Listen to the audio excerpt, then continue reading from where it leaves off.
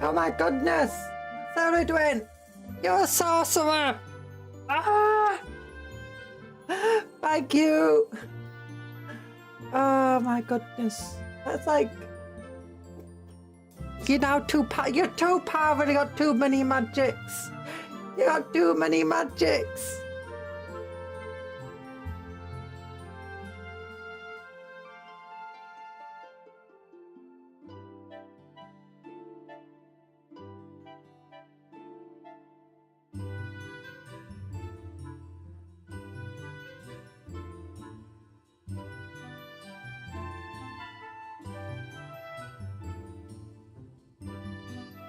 Cupcake! Yay! Cupcake mage!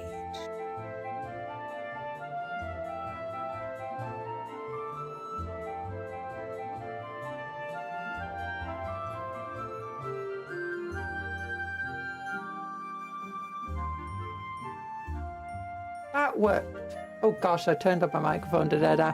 You're not just a wizard, you're a sorcerer. It's like the strunkest of the strunk.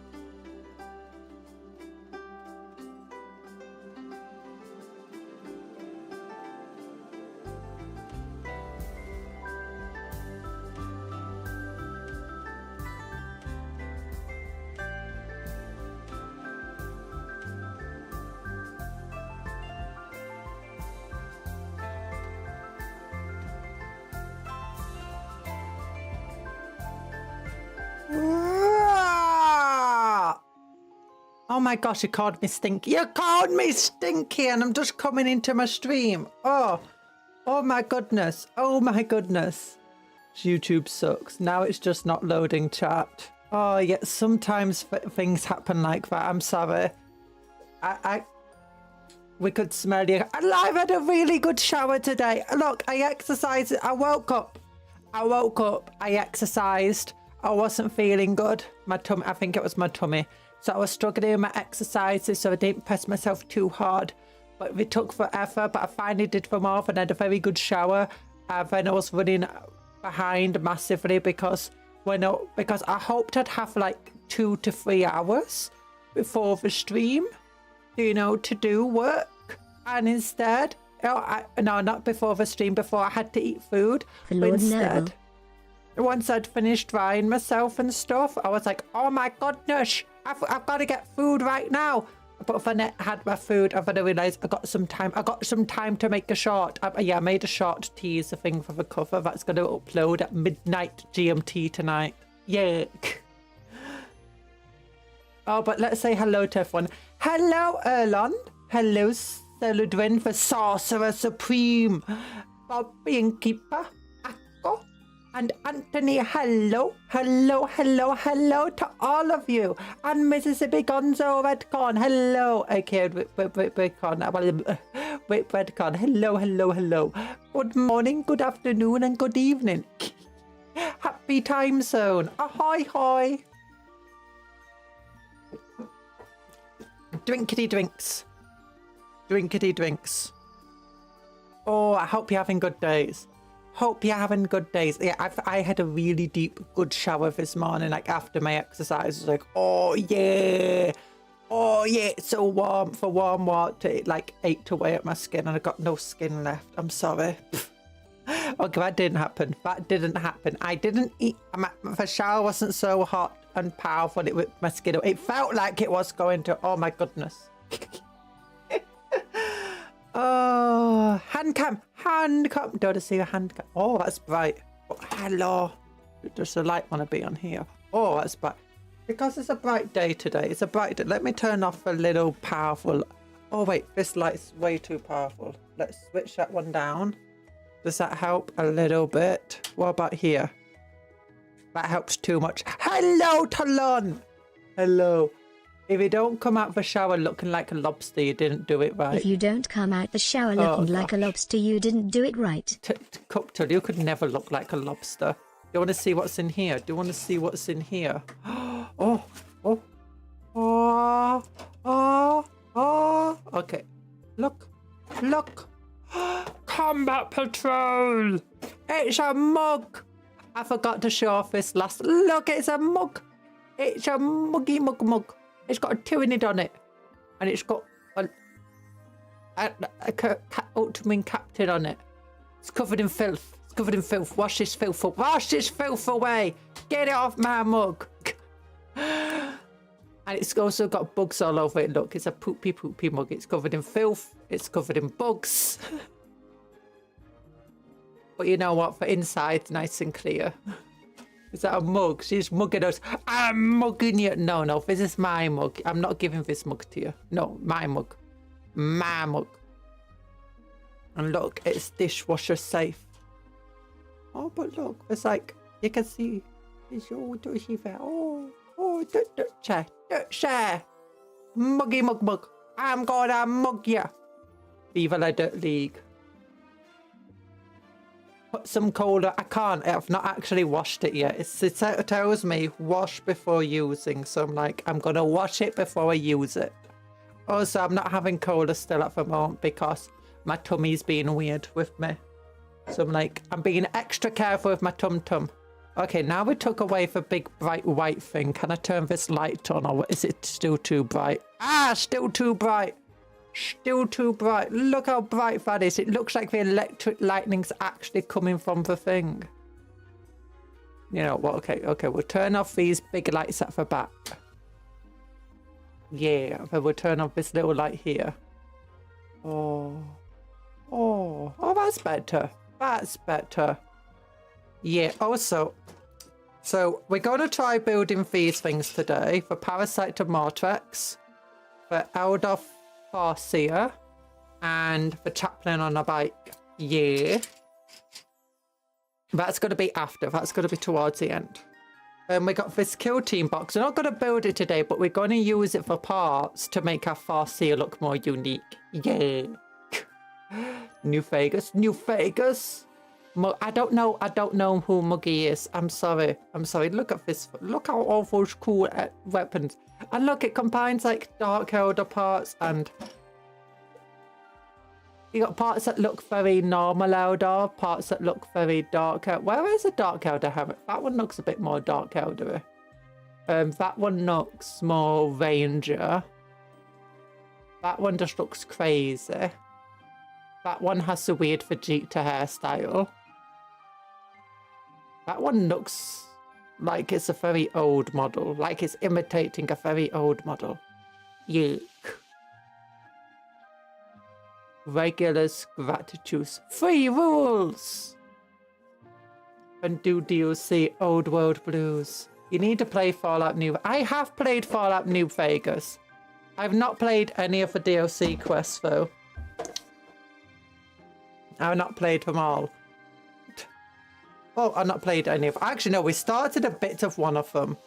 But we never got very far into it. Oh, goodness.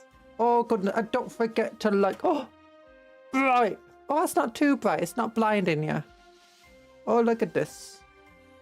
Look at this. So good. So good. Abaddon Black. Abaddon. Horus. Oh, look how bright. They're very good at... Like, they just say, like... It's like, do you know, those pictures where it's just like, do you know... Draw a circle, and then add details, and then it's like a perfectly drawn cat or something. It's like this. Just paint it red, then add details. Do you know how hard it is? Do you know how hard it is to paint details like this? Do you know how hard it is to paint details like this? It's like, oh, trying to, and especially with a brush that, look how, if it got, that's clearly not for brush feet. Look how big that brush is. And look, there's no paint on the end. It doesn't look like it is, is there? Well, there is some silver on the end, but that's not for paint. That's not for paint. That's not for paint for use, right? And I agree. Oh. I'm painting Abaddon. You're painting Abaddon right now. Oh my gosh, chaos. Chaos! Traitor! Get! Force lightning! Unlimited power!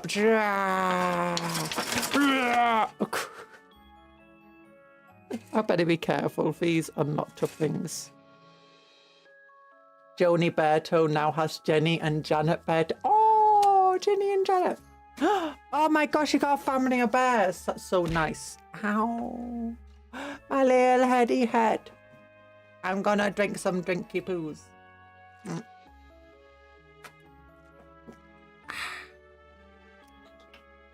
Drink. Key.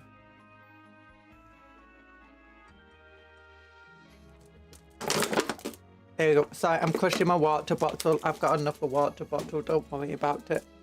I got another. Sprinkle.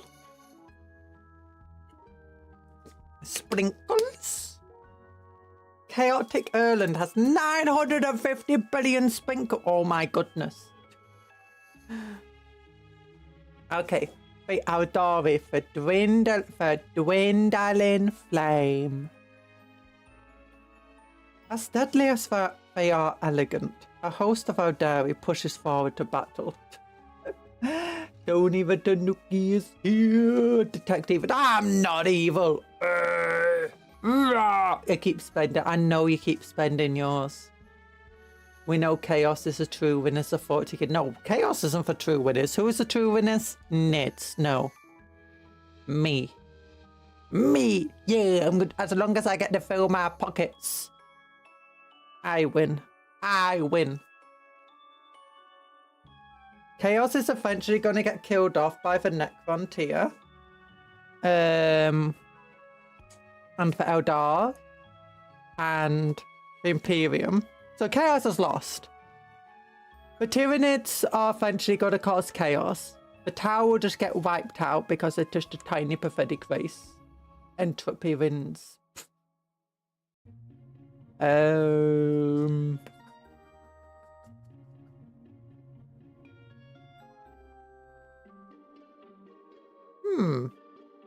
orcs are the true winners because they're having fun. Yeah. Okay, here we go. The Eldari are one of the earliest known spacefaring species. Did we read this last time? I can't remember. But now they stand on the brink of extinction. After countless millennia, holding sway over much of the galaxy, they are now a hunted people, relying on their ancient wisdom, their strength, and their powerful technology to fend off many threats to their existence. I think I did read that bit. Don't know if I read these two parts. The Eldari are an ancient and proud people who have beaten the odds to survive to the present day. They are kept safe by the bravery and fortitude of their warriors, the skill and wisdom of their seers, and the superiority of their technology and weaponry. They're at the brink of extinction for tens of thousands. Hey, we can actually, that's true. You can actually be on the brink of extinction for thousands of years. I think we have animals that were on the brink of extinction for a long... Wait, wasn't humanity on the brink of extinction for like 10,000 years or something stupid? Like, was a massive volcanic event or something stupid, and it wiped out the vast majority of humans. Like, this is really ancient humans before we created any cities. And then it was the surviving humans.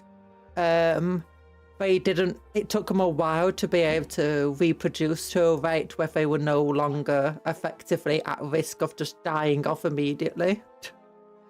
Like, humans almost died off in that one event in the very early days of humanity. Like, when we're still nomadic and stuff. And yeah, it took us a very long time to get to the point where suddenly our populations were fine again. I'm pretty sure something like that happened. Eldar just need to get more frisky. Just not too frisky. We don't want what happened last time. Where it's not actually about them getting more frisky, ultimately. Or, do you know, expanding the numbers too much? Well, I guess not. I'm not sure. I'm not sure because one of the big issues is there's not that many craft worlds. There's not that many Exodite worlds. And most of the Eldar survive in the webway. It seems that most of the Eldar outside are at constant risk of annihilation because of how just threatened they are. With constant wars against humans, random Xenos, the Hood, the Tau, the everything. And even one another. It's like the population is just ever declining because they can't raise it quickly enough. I think it's like some of the craft worlds, they just can't have children anymore.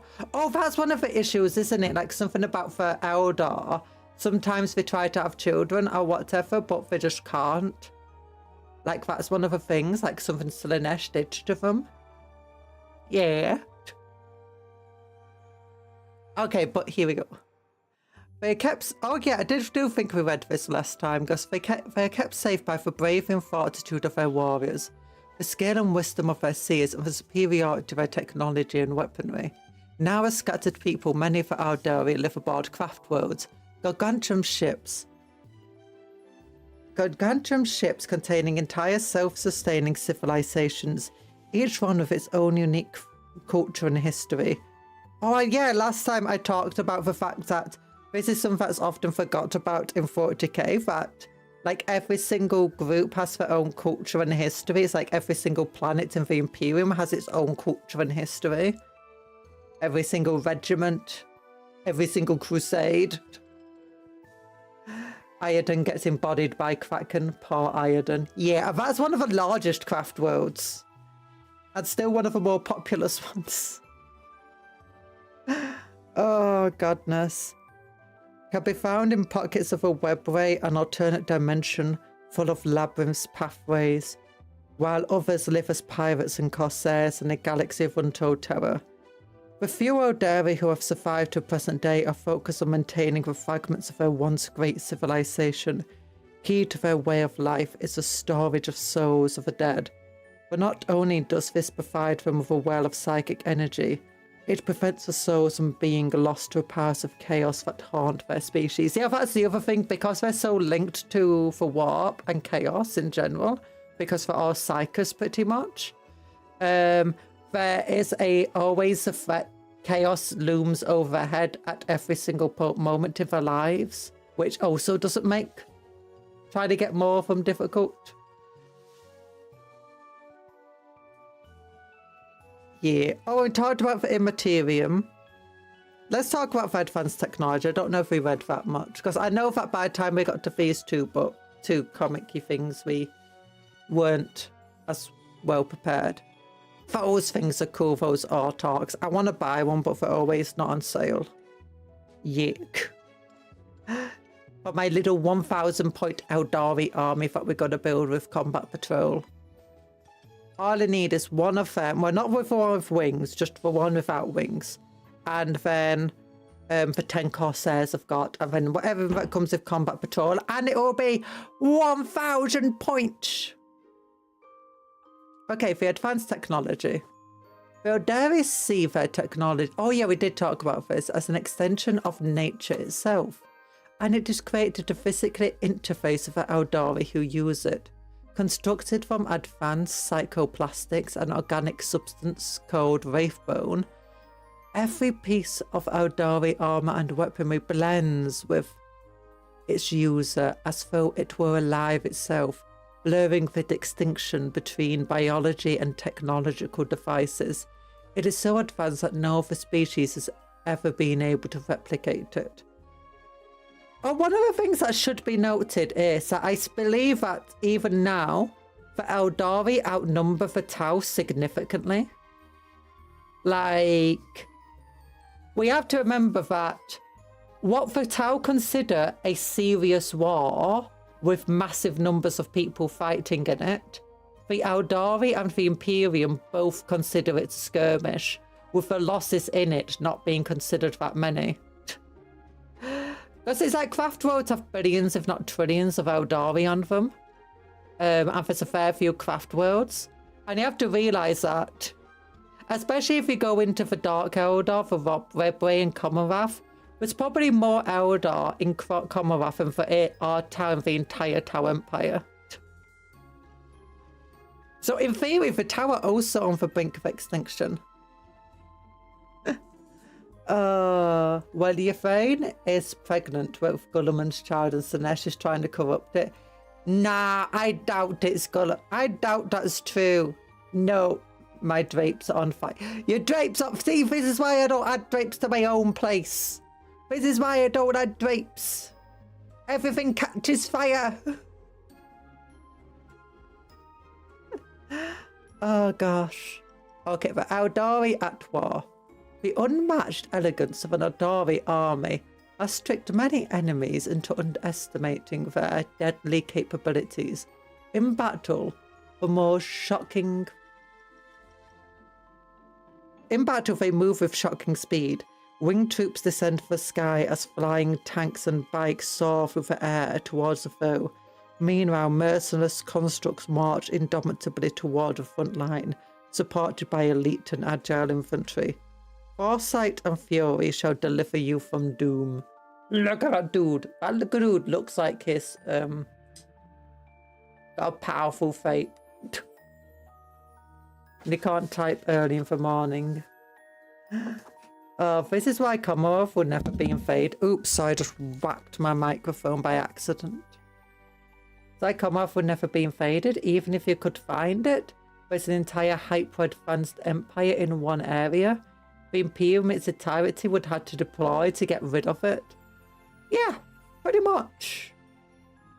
I mean, don't forget the Emperor once tried to invade the Webray and it didn't go too well.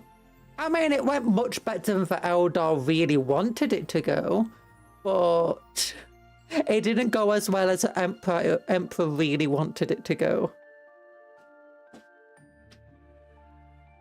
Oh, for Mind War. Okay, let's look at these. We did these things last time. We focused on for Eldari this time. Thanks, Magnus.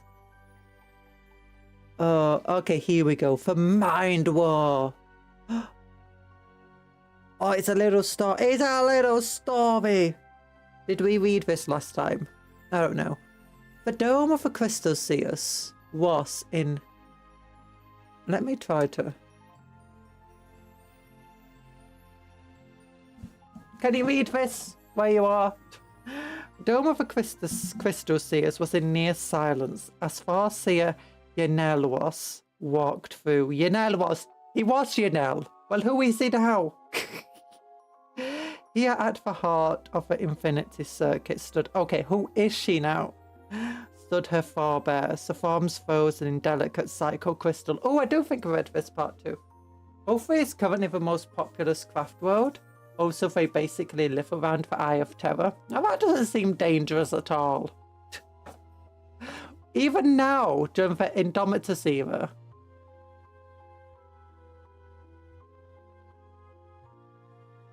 It was the eventual fate of all Farseers to be slowly imprisoned in their bodies as they turned to crystal.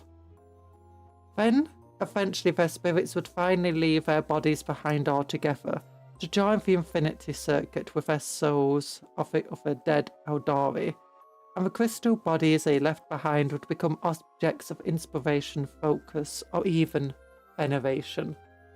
Hello, the mongoose! Hi, odd development streamer.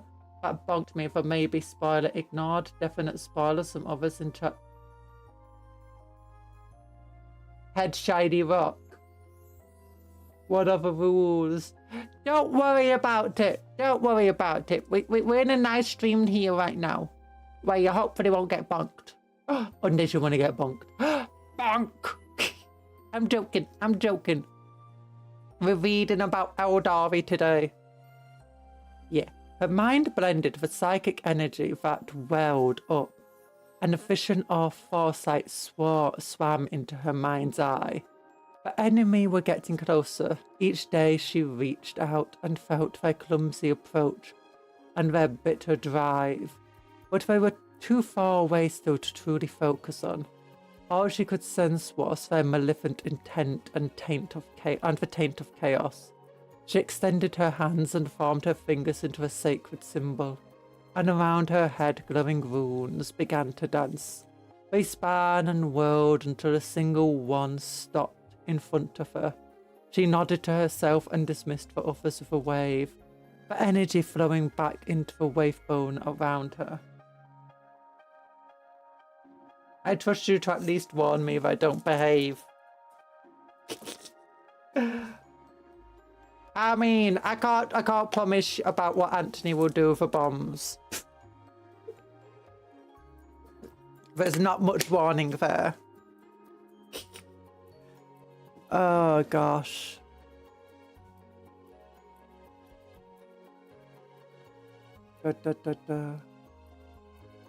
Wait, did I read this bit? They span and whirled until a single one stopped. She nodded to herself and dismissed the others of her Some days you just can't get rid of a bomb. Did you finish that sentence, Cuptle? Did you stop right before that last word? Some days... That's on Batman. That's on for Batman played by what's his name? It's for the other very camp live action one. Yeah. Eldar's ships at the bottom look like them silly sailboats. Look at them silly sailboats. What do you mean? They're not silly sailboats. They're cool little ships. They're cool little ships down here. Adam West, that's his name. Yeek. In the other biodome nearby, where the wavebone was similarly exposed, the spirit stones for dead were laid. Once they took root, the stored consciousness of the stones, farmers, wearers, would pass into the wavebone and enter the Infinity Circuit. Here they would move through the structure of the craft world, neither dead nor alive. A well of potent psychic energy and a source of comfort and guidance to the living. But Yenelwas knew that even the dead could not be guaranteed perfect rest when war threatened, as it did now. She shuddered at the thought, knowing that elsewhere in the craft road the dead were rising, guided by the spirit seers. The souls of great warriors were coaxed out of the circuit and back into their spirit stones, from there to be implanted in constructs of wraithbone. These mighty forms stood silent, grim, and terrible, more than a machine but less than a living being, each one patiently awaiting their moment to join the living in battle, the unquiet dead coming to the aid of their dying people. Ymel was focused and reached out again. This time she was starting to feel a distinct mind among the foe, a leader no doubt, perhaps even the instigator, but even if it was a mere lieutenant, it would be foolish to pass up the opportunity to do a little damage to the enemy so exposed. She pushed against his mind, and in a second she knew that she had pushed too hard.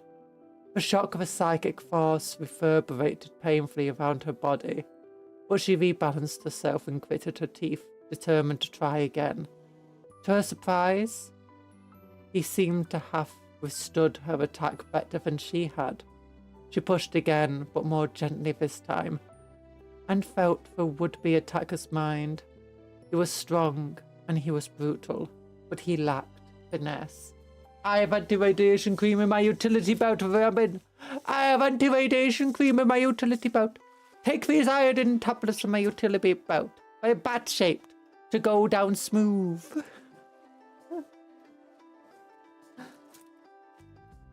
Those are literal solar sails.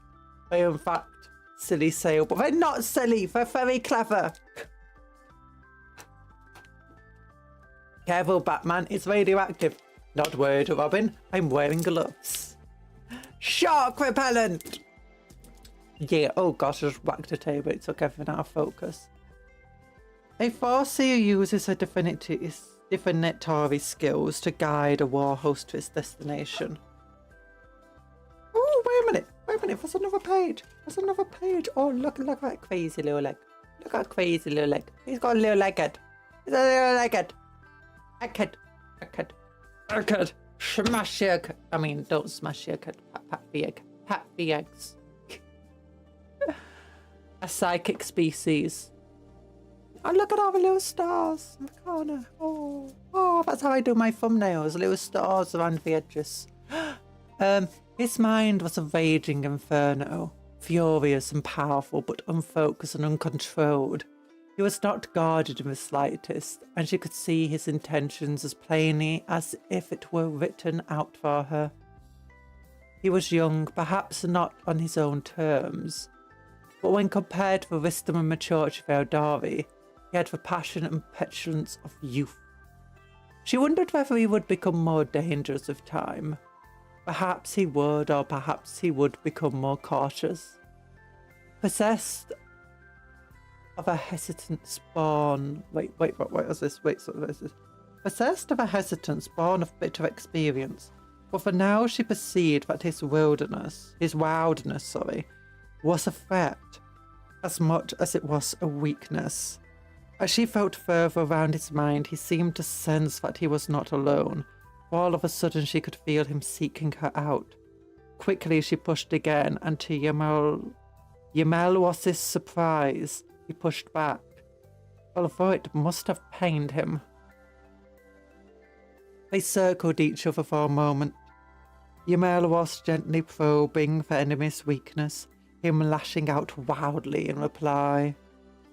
Then, against her own best judgment, Yemelwas seized his mind and shook it with all her force, feeling the pain reverberate around her and using all her strength to hold her own mind together. She ripped and tore, rending any semblance of sanity from his mind and turning memory and purpose into swirling madness.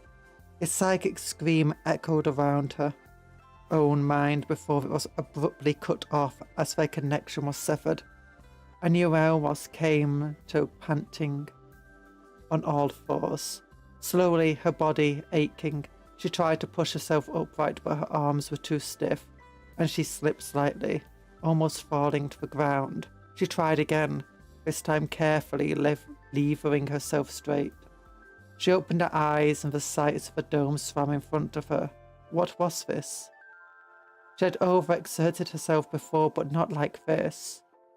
She looked down, and something caught her eye. She held her arms stiff, up to the light, and there it was.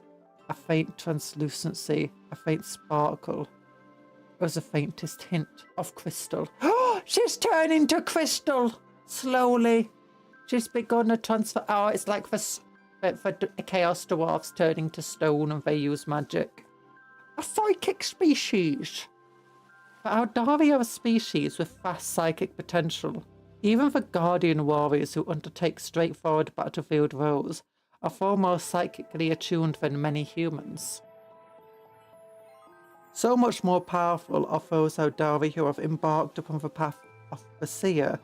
They can enter the minds of enemies to turn them to all-consuming madness, or they can send out blasts of psychic force, rending flesh and bone and breaking vehicles like straw. Yeah. Oh, Farseers are wise and brave leaders of the Aldari force. On their craft roads, they are senior advisors, providing insight and guidance. Water!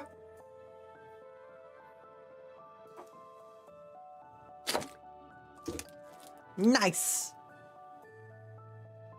On the battlefield, there are formidable warriors who blend powerful divination with martial prowess, cutting down enemies with their singing spears. Singing spear, the spears sing! Somehow.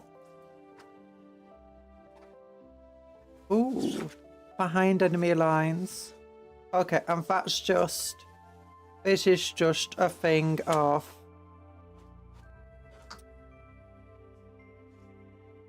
Wait, is that a single Farseer? Farseer, Termagant... versus 2 Termagants!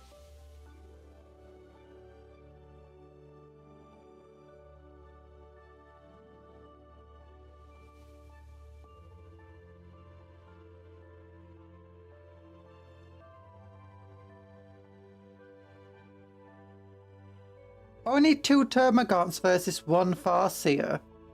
3 objective markers. I think a Farseer might have a massive advantage here. Are Farseers... I mean... Unless this is like a really weak Farseer that they use showing here. Combat patrol data sheet. No, it's got 4+ info, 4 wounds. Oh god, I know, what is this?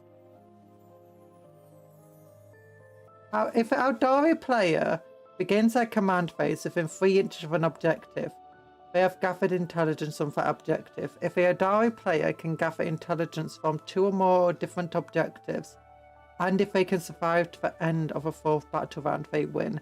If an Aldari Farseer is killed, or they are prevented from gathering the required intelligence, then the Tyranid player wins.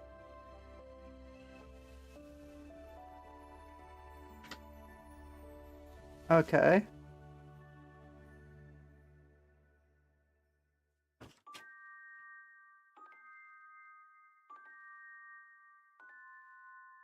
Did a Tyranid charge phase, Tyranid fight phase.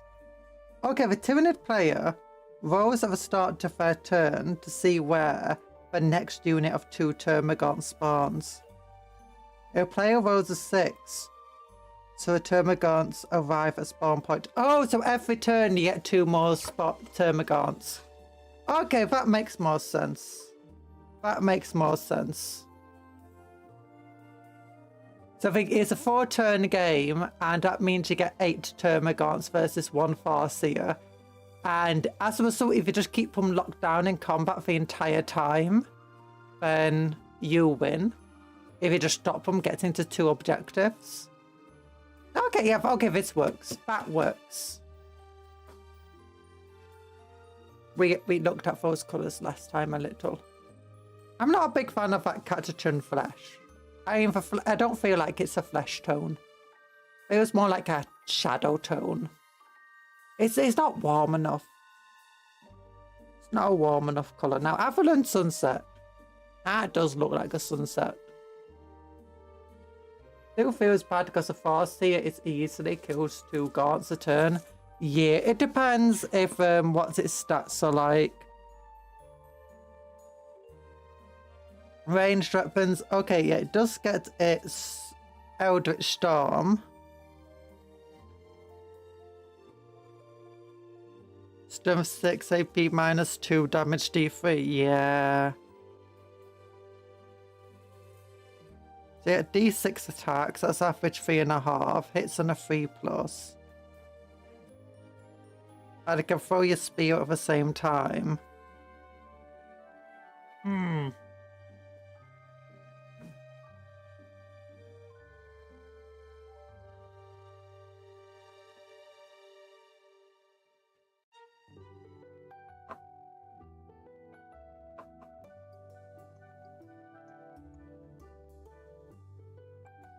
Yeah. Definitely seems that our Dari player has the advantage there. That's not fun.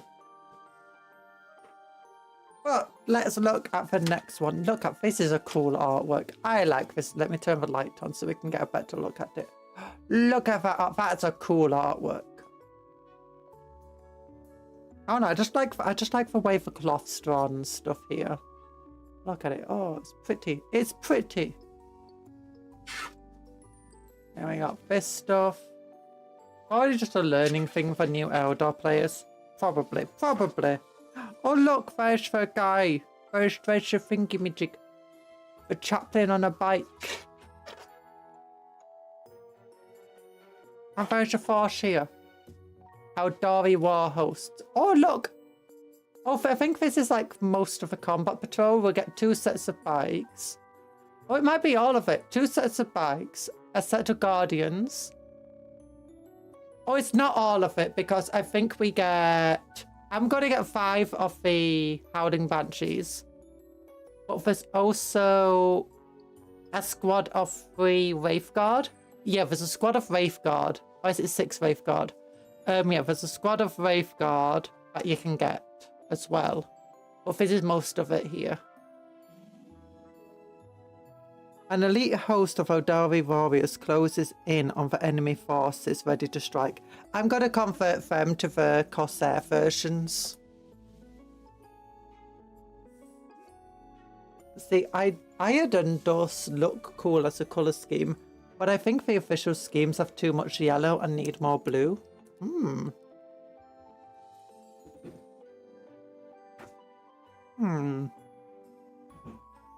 I don't know. I've not seen the models painted. I mostly just see these red ones.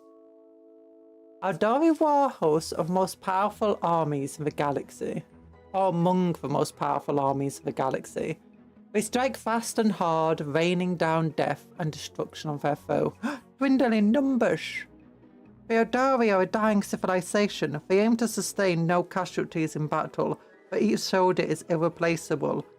But the realities of war make a mockery of this noble ambition.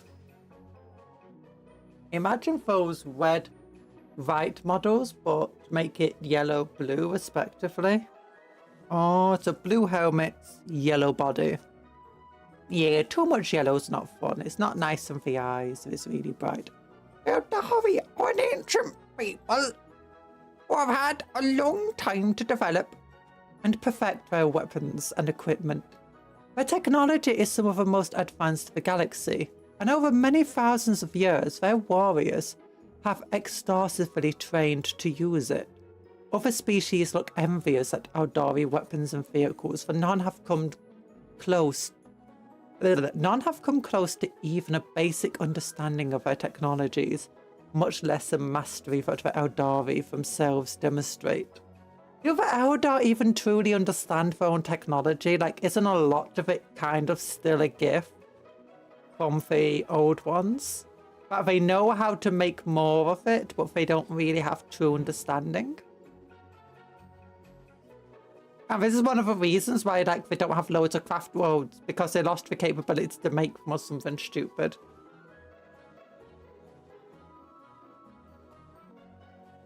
In battle, many of the warriors are drawn from the craft world's guardian militia. In times of peace, the Eldari dedicate their lives to artistic and civic work. But in times of war, they muster to defend the craft world. The Guardians support troops from their warrior temples, who are trained and equipped to perform a unique battlefield role. For every threat the Eldari face, their commanders aim to deploy specialists and exact reply. Oh my god, I had the coolest spike chaplain was in the game of an old apocalypse. His entire unit was gone, but he managed to plant a melter bomb on a warlord titan and make it go nuclear, and he still survived. Now that sounds like something. Did he have a helmet on? Because if he didn't, that explains it. And was he named? I had some fun characters that did stuff like that, but I can't really remember top of my head what the things that happened. Oh, here they are. There they are. Yeah, a unit of 6 dudes. You can get five. A unit of 5 cool Wraith Guardy things. There's no vehicle in the combat patrol, sadly. Craft world armies. The giant Eldari spacecraft known as craft worlds are large enough to have their own self-sufficient armies. Many of the troops in the army will wear the colours and runes of their craft world, while the specialised troops known as aspect warriors will wear the colours that are associated with their temple. Yeah, all my marines had helmets back then. He wasn't named, but he was given one after. I did actually have a couple of characters. I believe there was a Space Marine Sergeant I had for Black Templars, like a sword buffer, who did really... Or was it a sword buffer? It was just one of the members was... Oh no, I think it was a normal Black Templar, and I upgraded him to a sword buffer after he did really well in one battle, because that was back when he couldn't just remove any model. If an enemy attacked, it was against a specific model in the unit. And then I ended up upgrading him to a sword buffer and replaced his axe, his chainsword with an axe. Then he ended up doing really well. Moved him from his base and gave him some decoration on his base and put him on a bigger base and stuff like that. I gave him a new helmet. I was like, okay, now he's, you know, for next rank up for Castellan. And then he kept just doing cool stuff, so I ended up like upgrading him all the way to Marshal.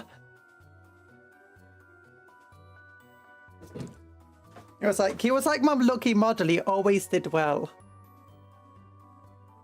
Not only are our weapons and our armor superior, but we are superior. A troop of Wraith Guard weapons warriors crest a hill to take up firing positions. A Wraith Serpent of Samhai in Craft World carries troops forward. The Eldari War host rely on the speed and maneuverability of their advanced vehicles. If it wasn't something along the lines of Godslayer, you named him wrong. Oh, goodness.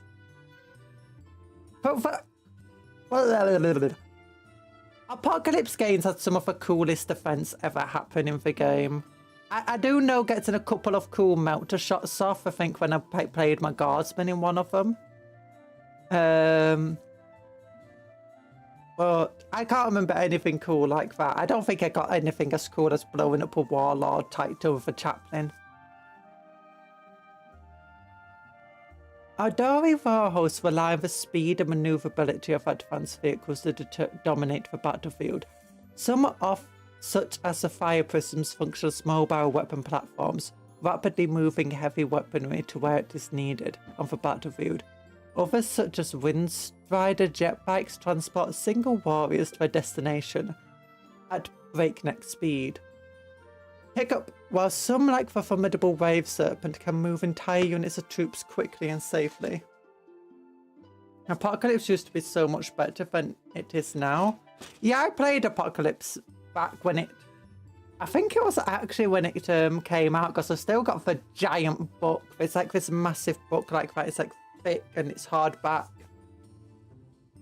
And that is a fun book. And that had the Bane blades and stuff in it. I'm not sure how Apocalypse is now. It doesn't seem like there is an Apocalypse. It's just bigger games at more points. Because now there's like, Apocalypse was the only time you could use super heavy vehicles and have games of over 3,000 points. But then it like broke every single rule. Like there was no rules anymore other than just having a warlord and 2 troops. Yeah, massive templates were like this big.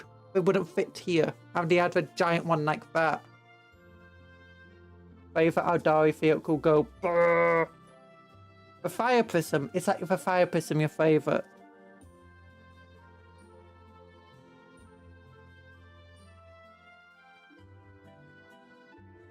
Each of the craft worlds has its own signature rune.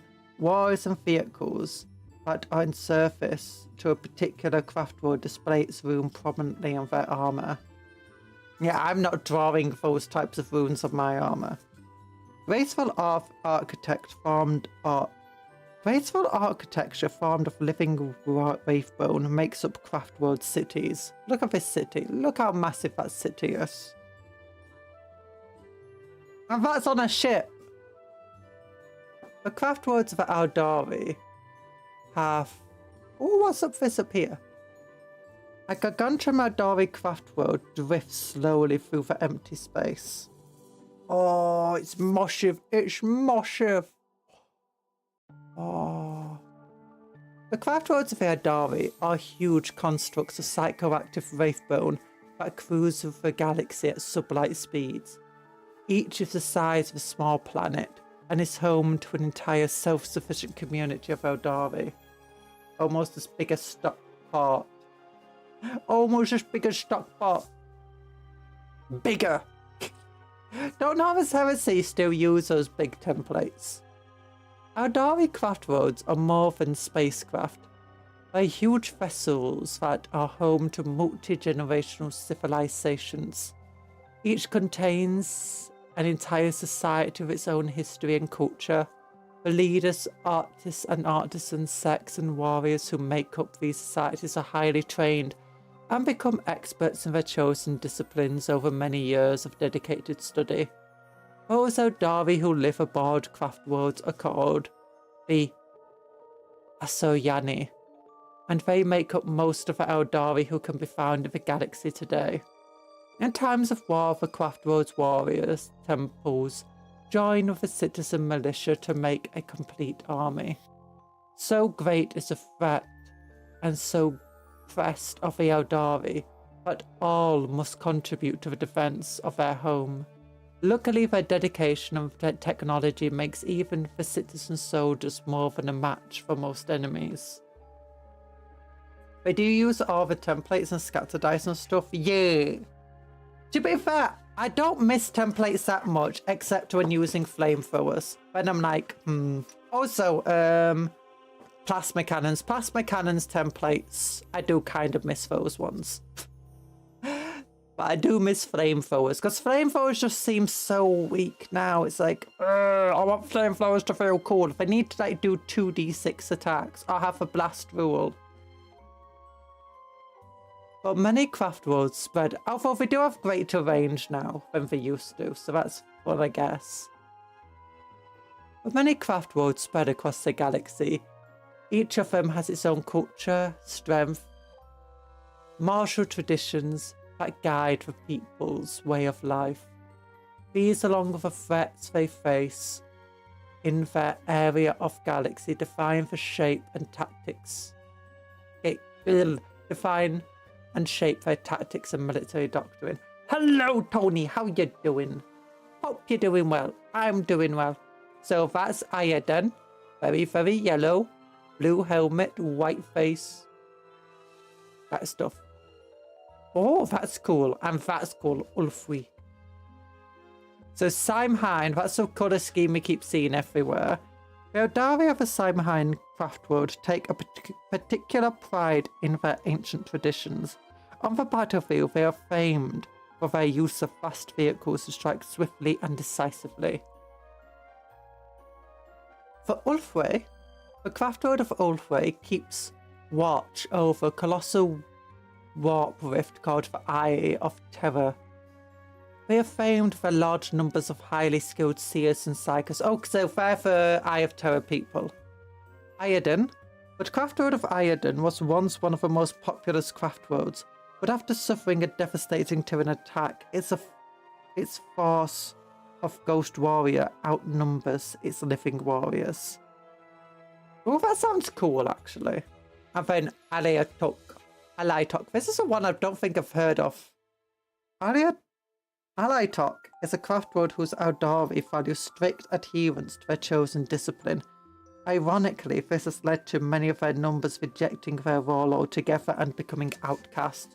Ooh, it could actually be good if most of my guys are outcasts from Alaitok, like my Corsairs. Oh, that would be so cool. You're having a pretty good day. Yeah, I'm glad. Oh, philosophy. That's a Dark Eldar craft. And another one. Unfortunately, anti-aircraft guns are not pointing at the correct thing. Oh no. I always liked Iodine. Never painting yellow though. Yay, painting yellow is not fun. I seriously regret it with my Tyranids. It's like, I still need to update him. I don't know. I'm gonna first test the yellow paints on this dude tomorrow. See how it goes.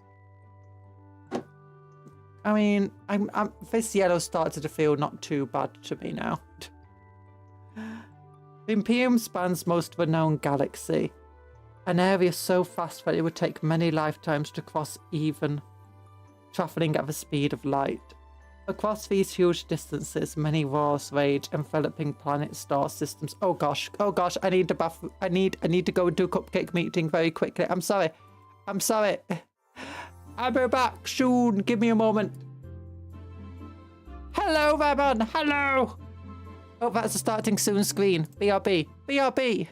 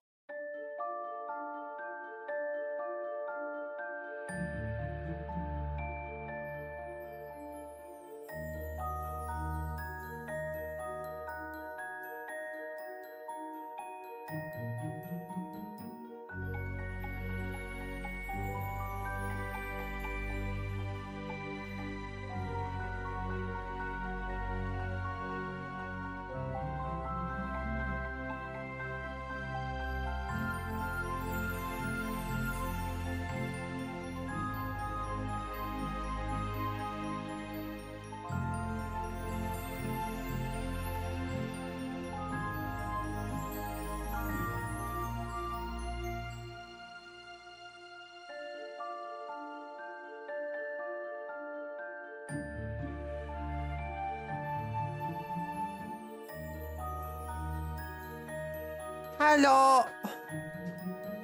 Hello, hello, hello. Oh. Yeah, he's saying too much yellow. Yeah, blue on the knees could look good. Blue on the knees. Blue on the shoulder pads. Maybe not the shoulder pads. Because with the head being blue. I'd say the chest being blue could be good on them. And like the feet being blue. Chest, hands and feet being blue could be very nice. Scared me. I scared you. How? How?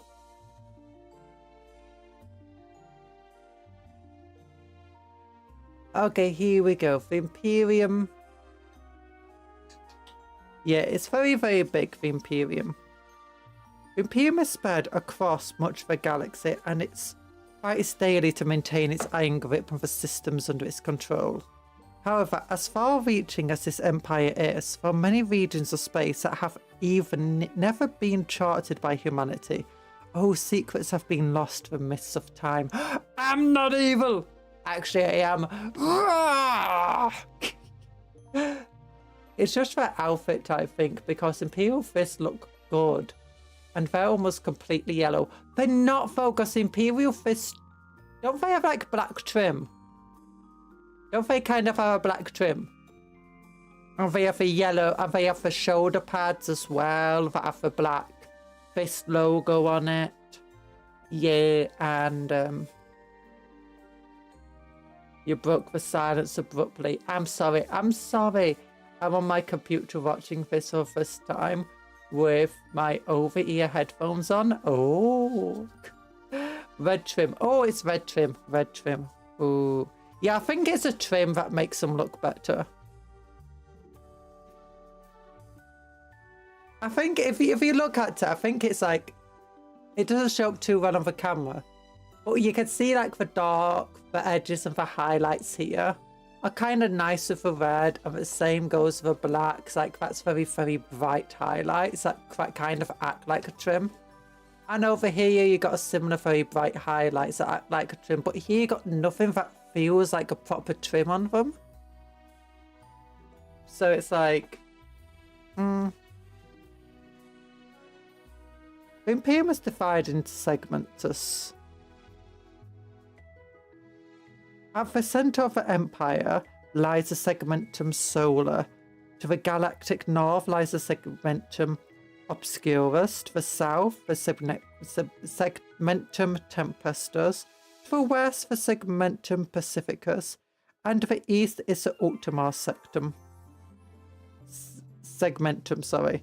These segmentums are further divided into sectors and subsectors, and each one still large enough to host entire wars. The great distances involved necessitate the use of a warp for travel. However, the warp possesses many dangers, which are being made still worse by the actions of Chaos forces. After many years breaking down the ancient defences, the forces of Chaos were able to expand a rift in the warp, dividing the galaxy in two. The term real space is known as the Great Rift, and it is called the Cicatrix Maledinctium by the Imperial scholars. Its presence has seriously complicated interstellar travel and communication. War rages in the void of space as craft clash in deadly duels. Ooh. That doesn't look like it's in space. This looks like it's on a world. Like that's just a normal flat cannon.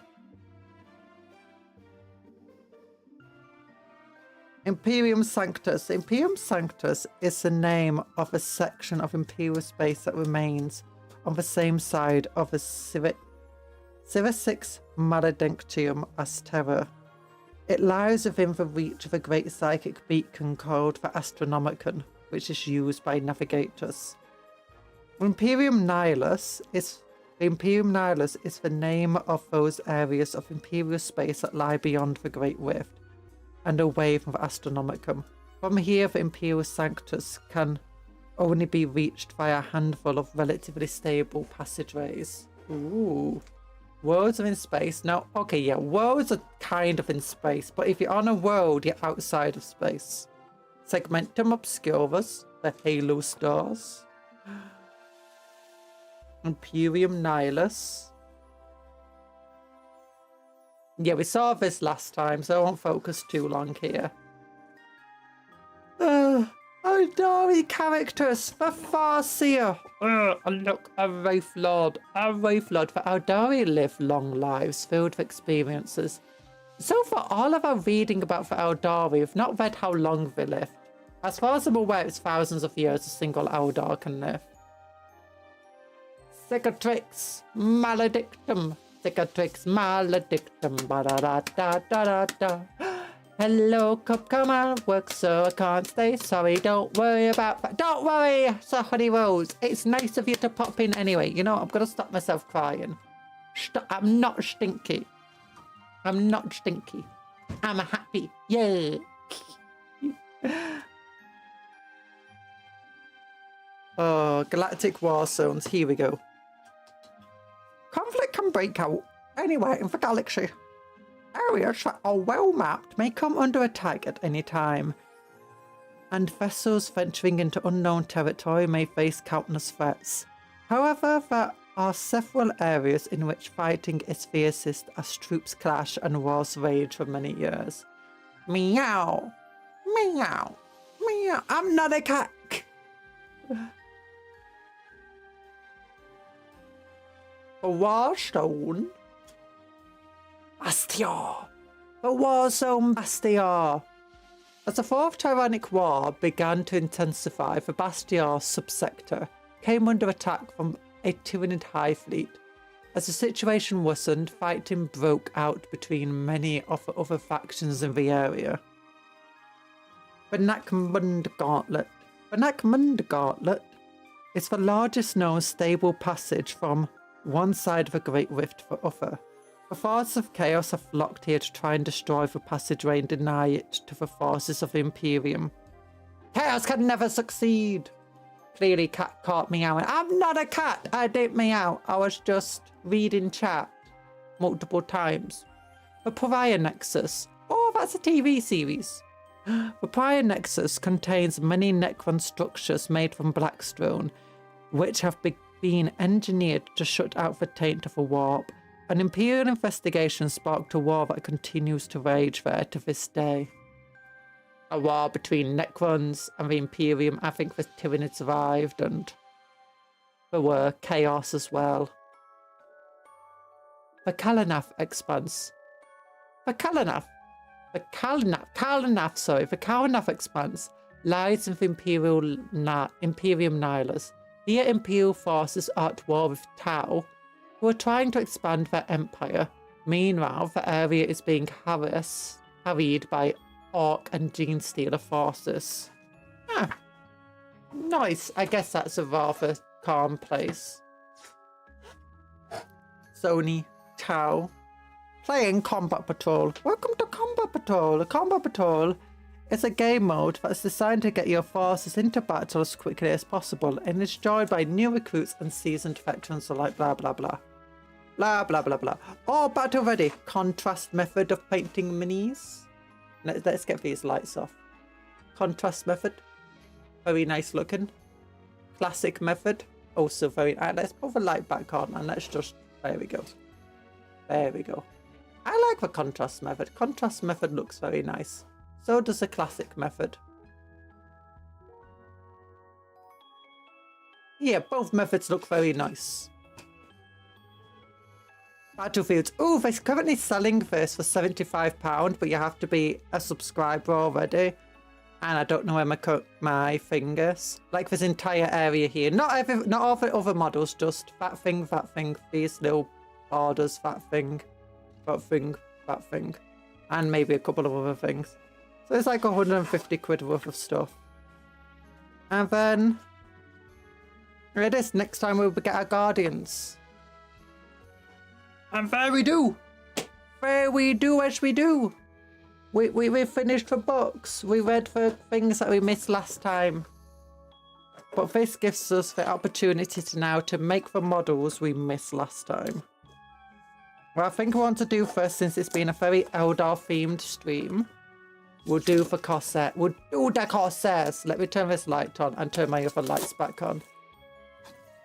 Contrast is way easier for models with large, I can't read it, large flatter surfaces, some I've seen. Ooh. I'm not sure. I've never really done either method. Kill team stuff. How to make the models screwed up.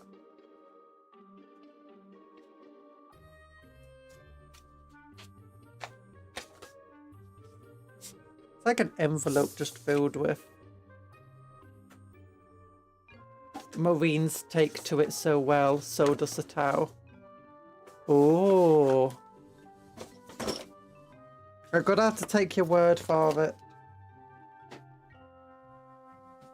These are kill team tokens. I don't play kill team, so nah. Oh my gosh, that just bounced and bounced halfway back to me. Oh, but here we go.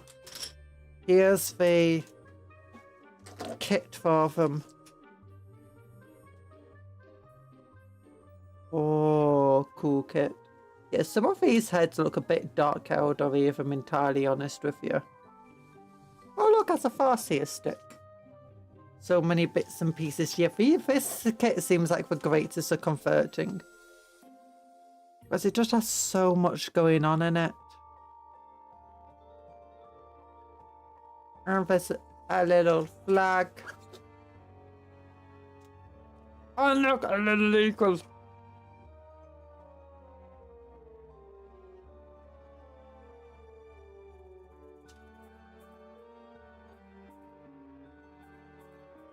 Okay, but I want to convert this little push fit dude here. Actually, is he push fit? I don't know. We're going to build just for Farseer.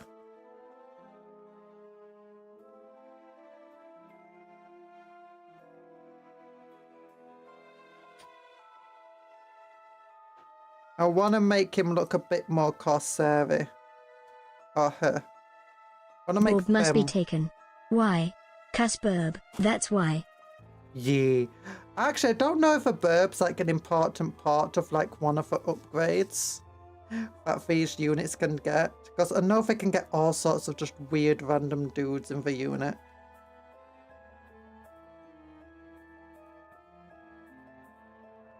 But potentially, if we can just get the burb over here, that'll be very nice.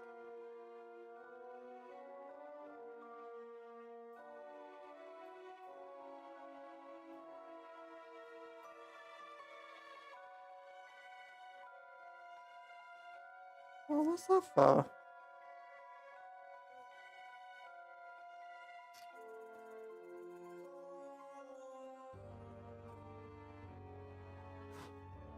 Oh, just trying to get all this bits of plastic off. There we go.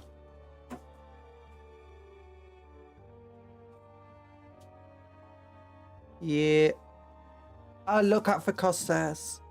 I'll look at my list to see if any of the things for the Corsairs are important.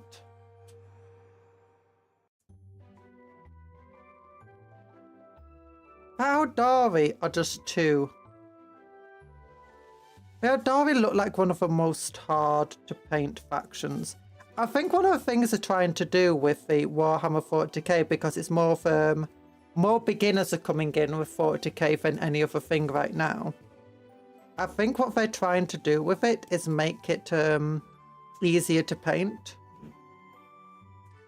Like with all the new models they're bringing out.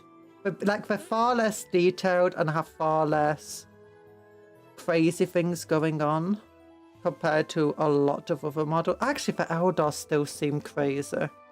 Space Marines all seem to be getting a lot more simplified, though. So, I don't know. Oh, that's why I was having weird things. This one goes here.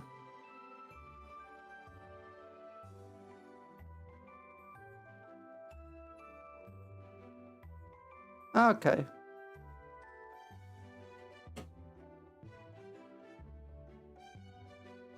Yeah, that seems like it's posed there. I really enjoy assembling and playing, never being very artistically inclined. Oh, I enjoy assembling. I enjoy painting, but I don't have the patience to paint a lot, to be quite frank. It's... takes a lot of patience to paint. And a lot of time. And a lot of energy. Building models, on the other hand, is a lot more freeing with time. Doesn't require so much. And the other thing is you don't have to worry so much about, like, if you get halfway through a model, you can just kind of stop. While halfway through painting, it feels like you're wasting paint and water and stuff.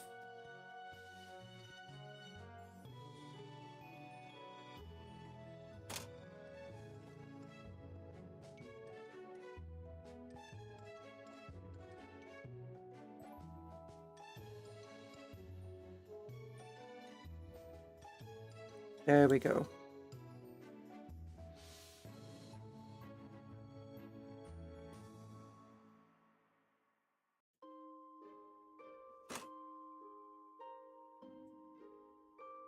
I enjoy mostly kit bashing and converting out of everything though.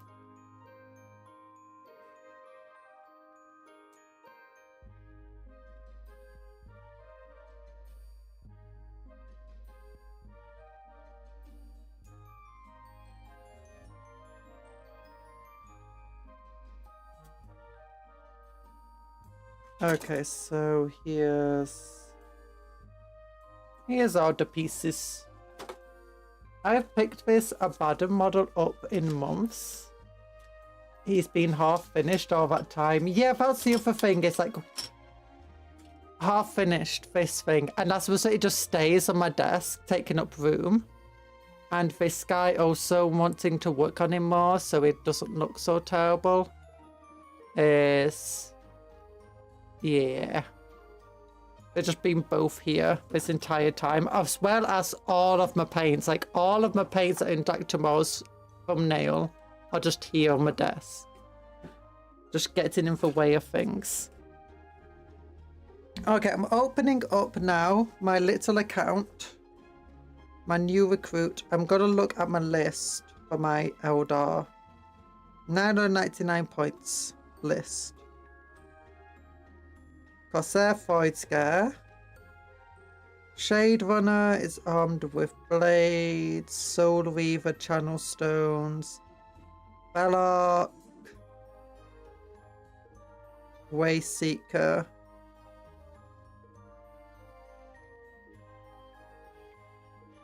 Foul Chew. Filed Chew. What's a Filed Chew?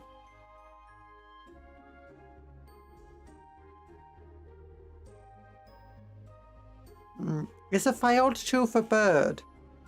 It might be for bird. I'm gonna have to Google Filed Chew. Filed Chew.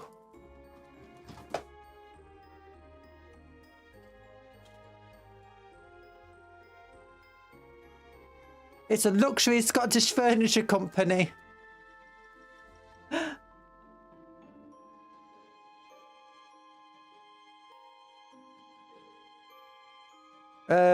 What's a great falcon in mythology?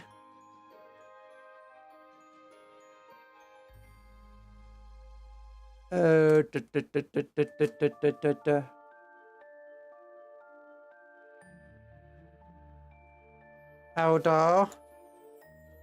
So it was probably for little birdie bird. Is there any way you could share your list? I could probably try to share it on the Discord. I'm not sure how.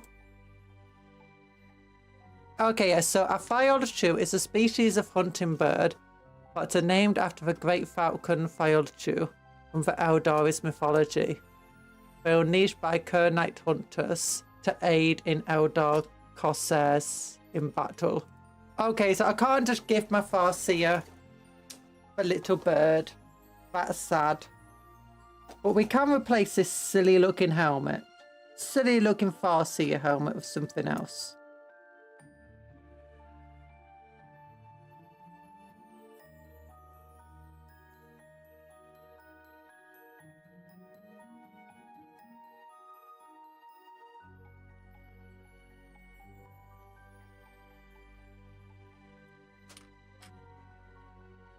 because I'm a genius.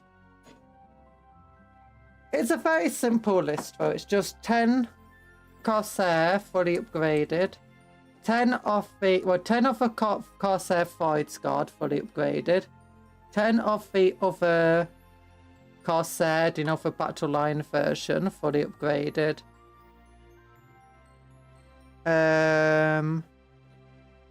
Then it's a Farseer. Was it a Farseer or was it just a Warlock in the end? Wraith Lord, Wraith Guard. Very simple list. 5 Howling Banshees.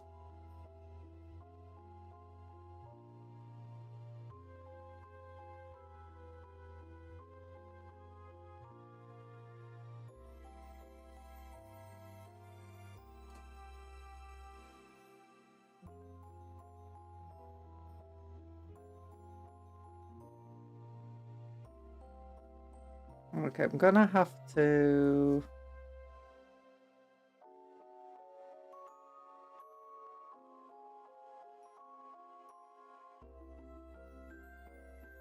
Yeah, hello Night Parade, how are you doing? I hope you're doing well. New recruit, you can just copy in using the square for up or down if that's on the phone, top right, when you've got the list open. Oh. So it turns out, yes, I can probably share it.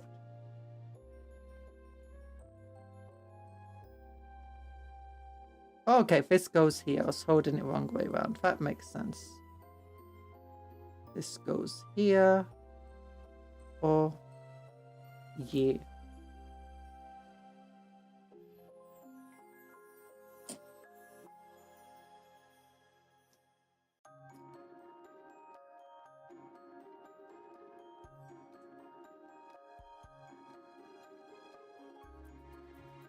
Oh, damage the back a bit then.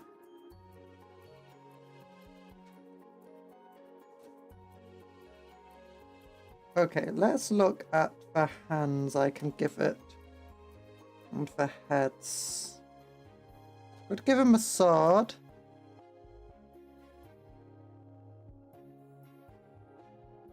I think for once, maybe not giving him a helmet could be really funny. Like just a Farseer with a mohawk. That would be hilarious. What do you think? Farseer with a mohawk? Farseer with an emo cut. Oh my god, I'm giving it an emo cut. Here we go.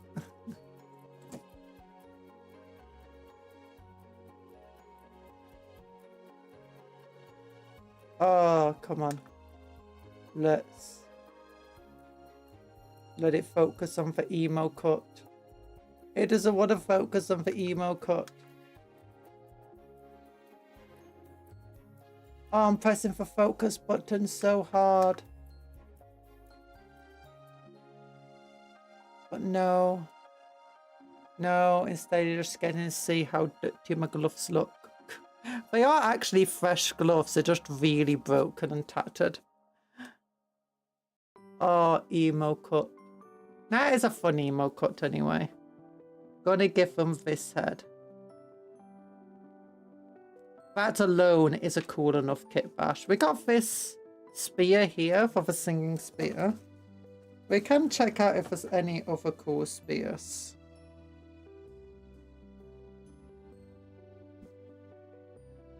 Mid-2000s hot boy. Yuck!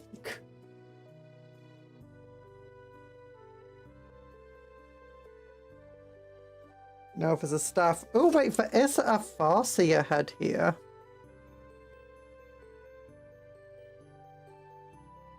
Looks very similar to my Farseer. Really not, I don't want that head. I want to replace this open hand that's reaching out with something else. A different hand that's reaching out. There's a lot of sword arms I could choose to use. A dagger. All the pistols are in the wrong hand.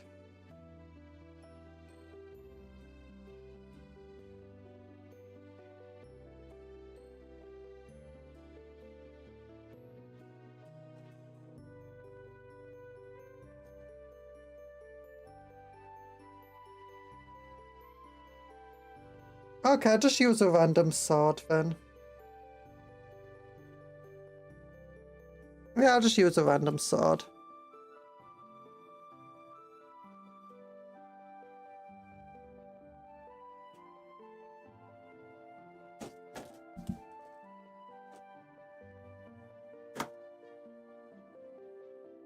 Definitely could use a spear.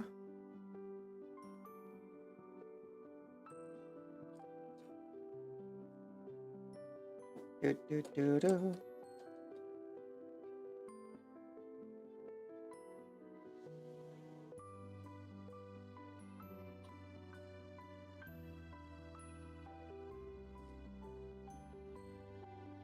Okay, this is just going to go in a very exacting manner. There we go.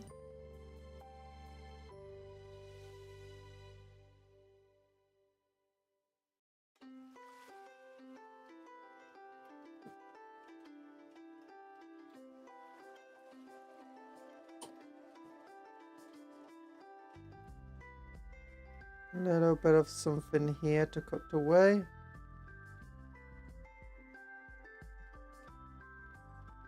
There we go. Oops. So we got a spear. Could hold it like you're meant to hold it. How you meant to hold it, like that.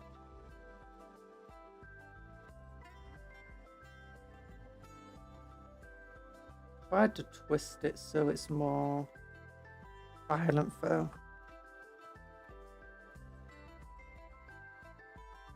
Yeah.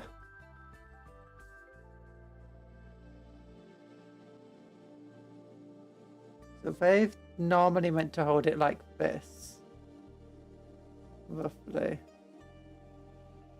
But could I try to effectively raise the sword? Raise the spear a little bit.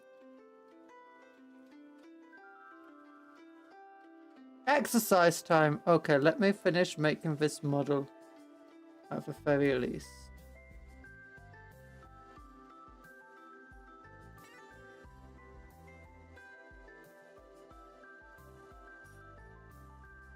Oh no.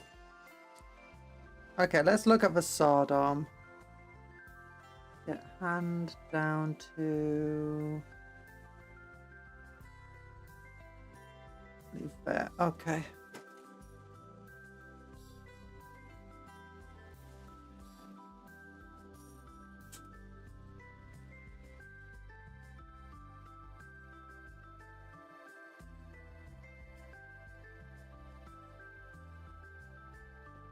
Exercise time, Con. Abandon building. Abandon build. Never abandon the build. What? Okay, I didn't cut off enough. Which I was worried I wouldn't. Yeah, just need to cut off a little bit around here.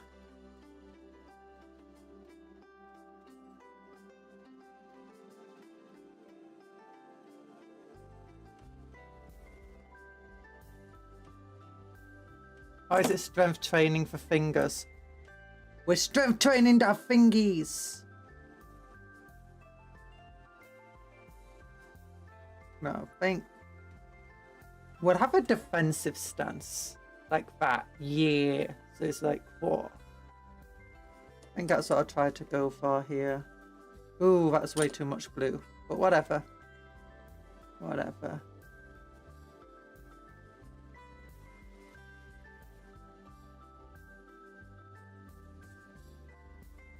Maybe. Sword fell off.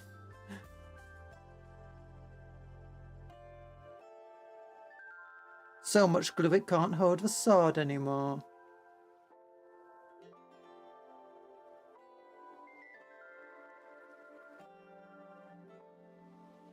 Don't glue to the thingy. Nah, that looks terrible there. Change to this direction. No, twist.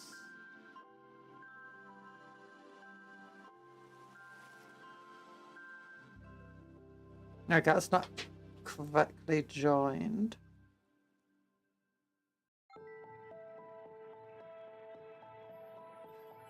Oh, then I got glue trails everywhere. Okay, it looks like it's an arm snapped. So no.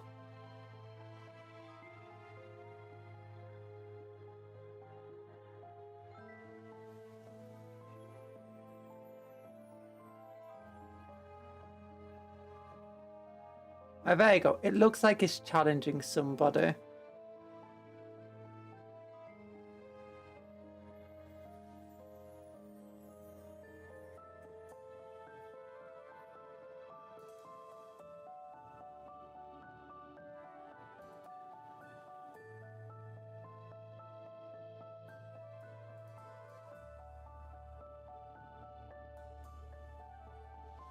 Yeah, or she's challenging somebody.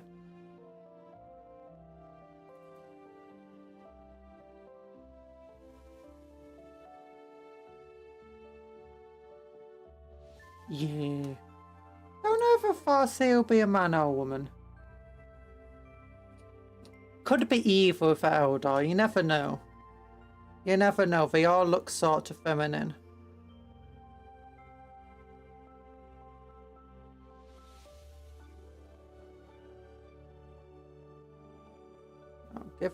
I want a little twist on the neck.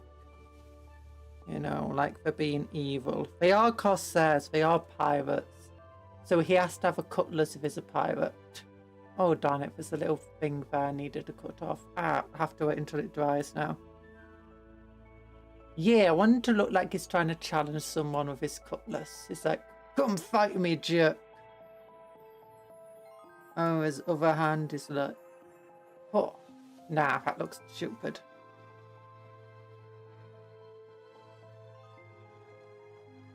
Yeah, it looks better. Elder over there being a faction of Fulgrims. Yeah! Look, Fulgrim is just... By the time he got to Fulgrim, the Emperor was like, do I want any daughters? Do I? Maybe. And then it's like, nope, Fulgrim. And then he ended up creating the perfect person. Except the perfect person was too perfect and became prideful. Wait, Sanguinius! Sanguinius has the same issue of being so beautiful people think he's feminine, isn't it? Hello, Elder God Ursuk! How are you doing? Look at her! Look at that dude! Who's that? Sorry, not Ursuk. Look at her dude. No, wanna change it so it's a bit more... There we go. There we go. That's a Farseer with a singing spear. It's like, fight me. I'll show you my martial prowess.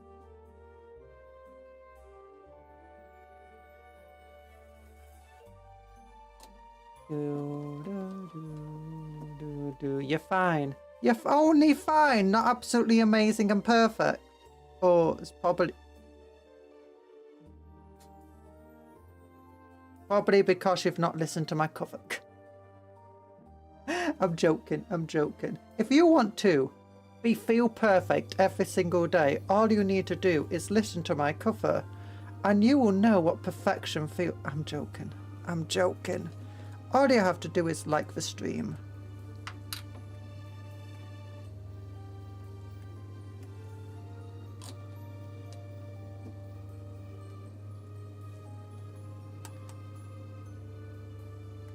There we go.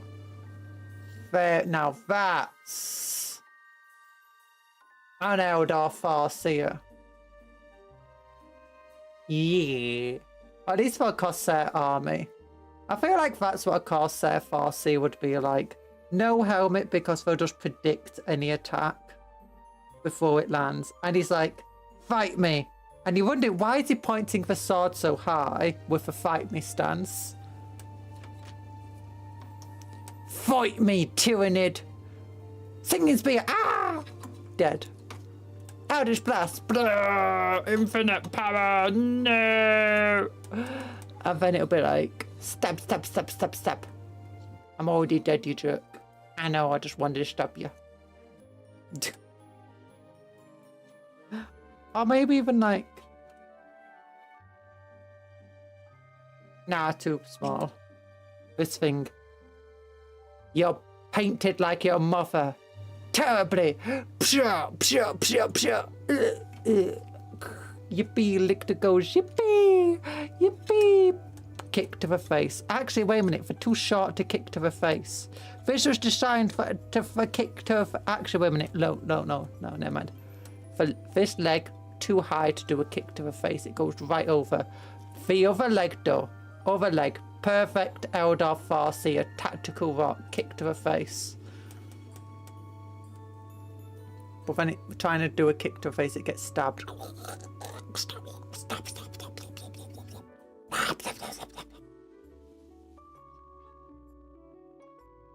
Stingwing.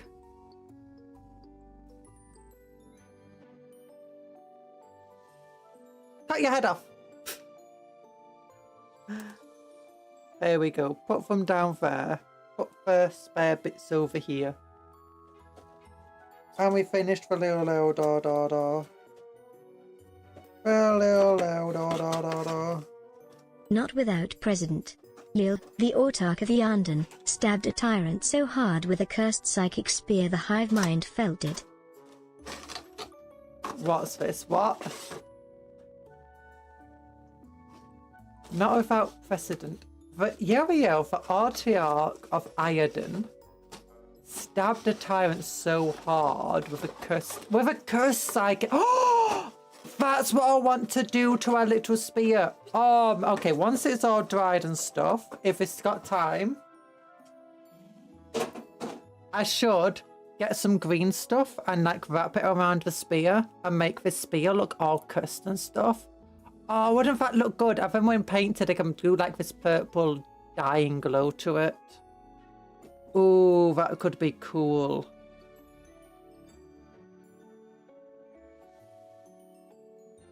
Like, make the entire thing look proper cursed. Proper cursed. And then little tiny sprue. Go into the sprue bin, sprue.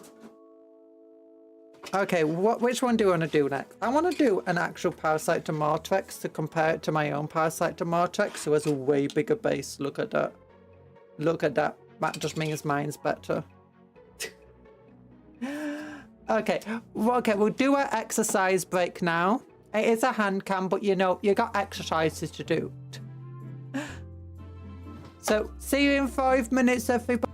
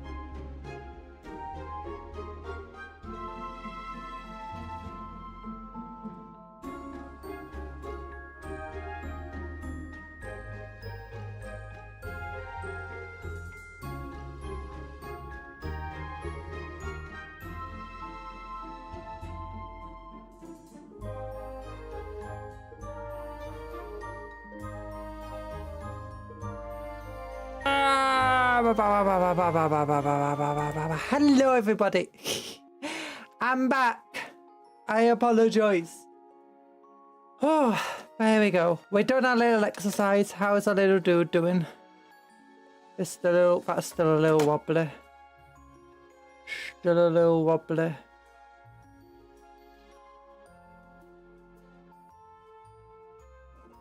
Okay, we'll add a little glue to help out.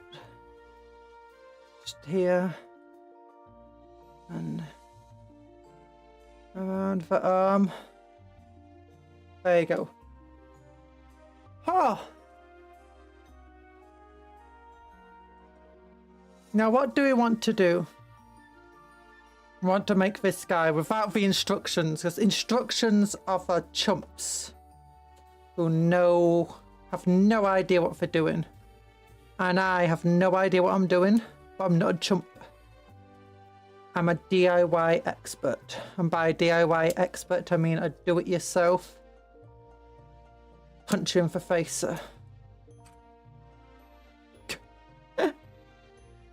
Oh, goodness. What am I even talking about? We got a Parasite to Mortrex. That's what we're building today. That wasn't the book yesterday, for the thing we were talking about last time. Do you remember the little story with the woman and the dude? And he was injured, and I was like, oh no, he got punctured right in the chest cavity.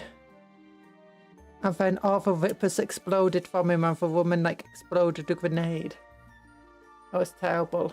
I don't think anyone knows what they're doing. Look, look. You're currently sitting down with your headphones on, watching me be absolutely amazing. That's what you're doing. Releases one cover song. Fame goes to her head. That's what you're doing right now. And you're playing RimWorld. Oh my goodness. I hope your RimWorld is going absolutely amazingly. It better be. It better be. Who says I had headphones on? You did. You might not think you do, but you do. Because really, you think you're in real life, you're in a virtual reality, you're wearing headphones that like block out all other sound or phenomena. Because what we really are, humans became immortal a long time ago. But then humans got bored of life. So we created a simulation where we can just live as a human, but with only a limited lifespan.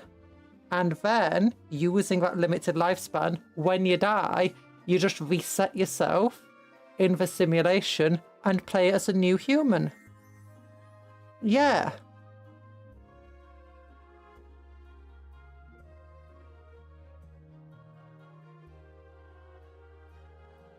You're not using headphones. Yeah, that's what you think. Back-to-back raids. Back-to-back-to-back raids. Oh, honestly, I'm scared of that happening to us. Because I don't want it to happen to us. I want us to have a nice time. You know. In our Friday streams.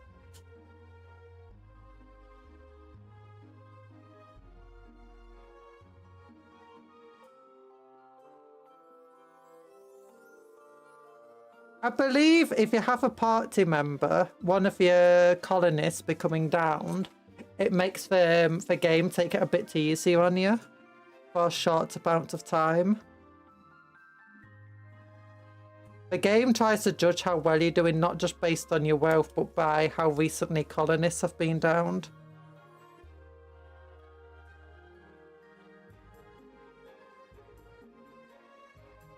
It has to be a colonist, I believe. You can't just take any old person.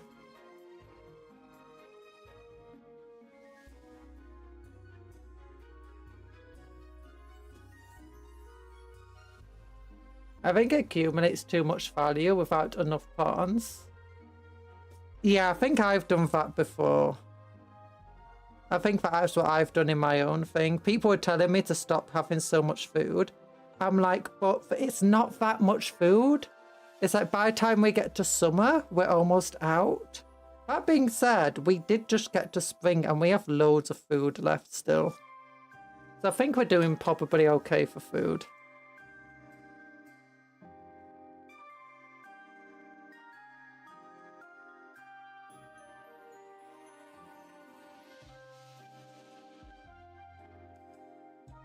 Been pretty relentless. Oof. Oof.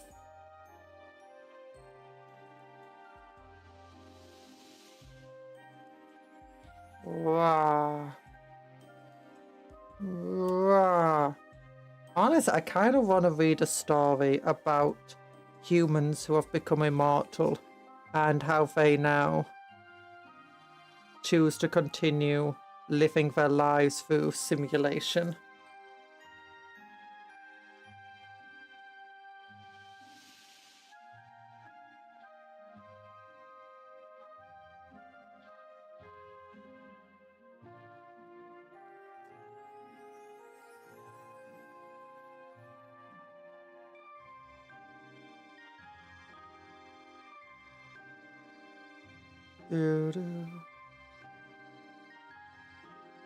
It's been going on for like 2,000 years. 5,000, 10,000 years. Had 5 refugees come through and decide to expand. Not a single one joined. Oh no. That's sad. But I've currently had 2 people join my settlement from Dino things. One was a vampire who joined after doing a quest for her. And one was the wife of what's his name? Bello.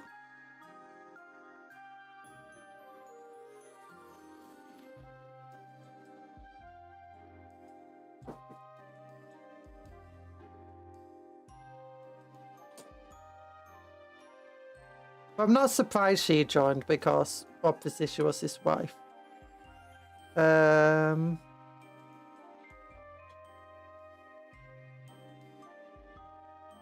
Have you managed to have any kids yet, though? And do you have lots of gun turrets set up? And do you have like a little kill stream area? Not kill stream, but like a little kill area, like the way I've got at the front for unliving unwanted guests.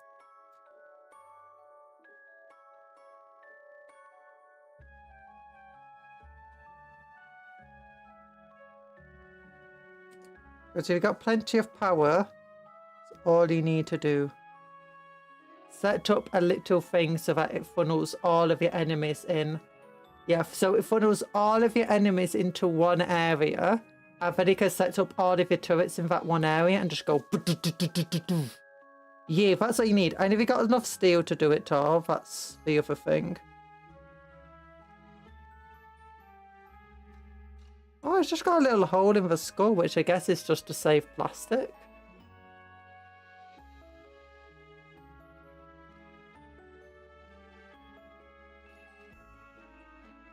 I had to call in some Janissaries from the Empire. Ooh, I don't know what they are because I don't have that DLC.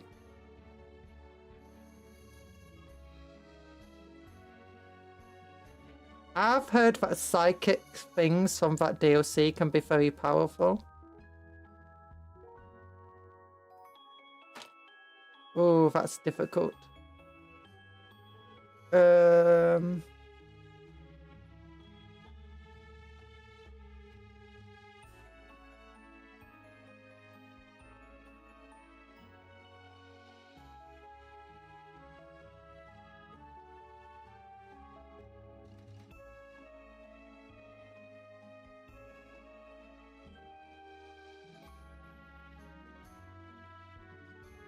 I always forget to use them. Ooh.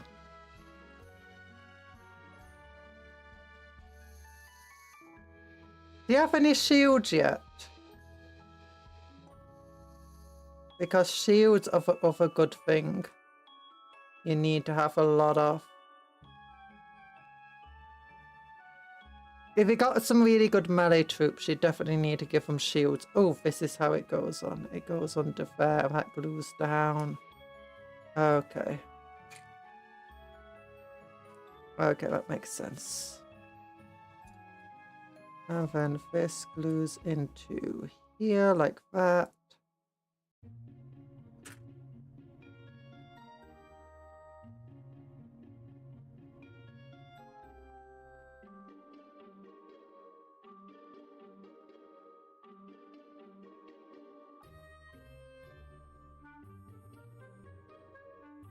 Wow.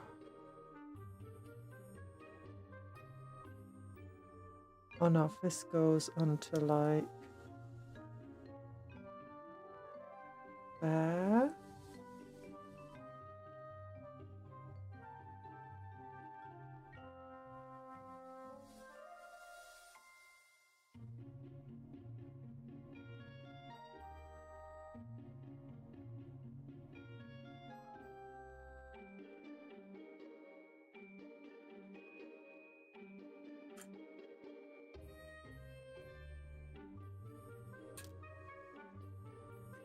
Ah.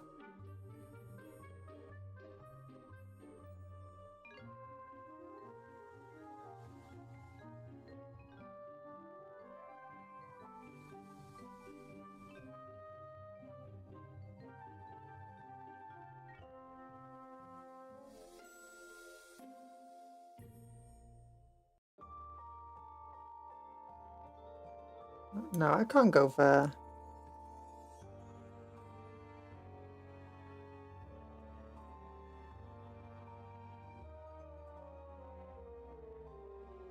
Maybe like... Yeah? No.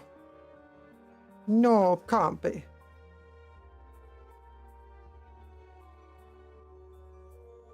Okay, this one goes there, definitely.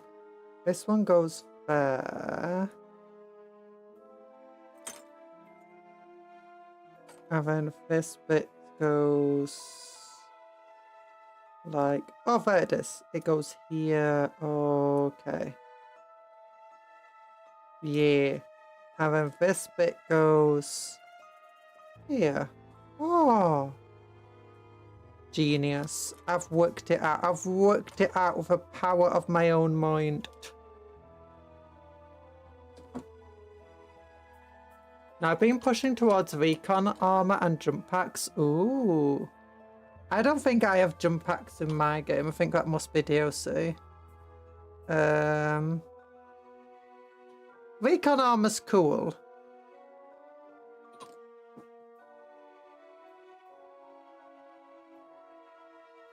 Because I've got some recon armor that I stole from.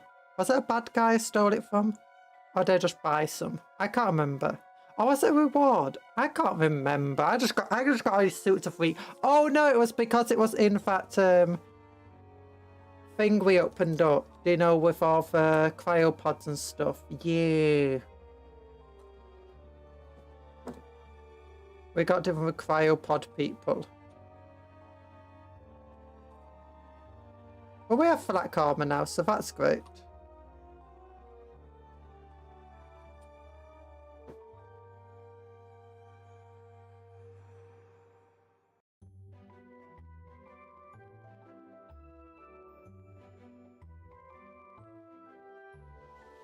Oh, look at it. It's looking cool. Okay, this model is definitely way cooler than the model I converted.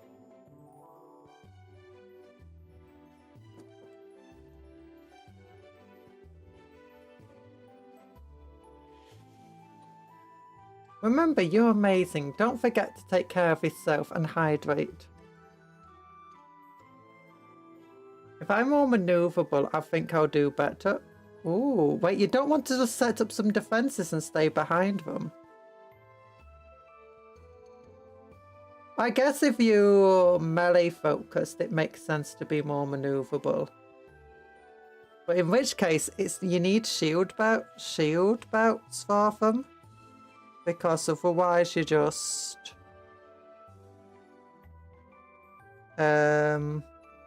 putting yourself at unnecessary risk. Like my first shield belt, I don't know where I got my first shield belt from, but it's been pretty useful to have around. I can tell you that much. Been very good for Sarai.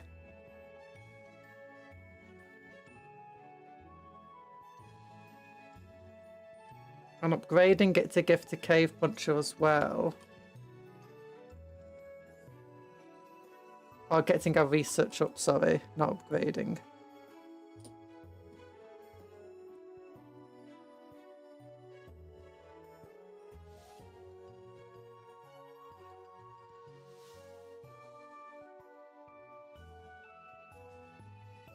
Okay, there we go.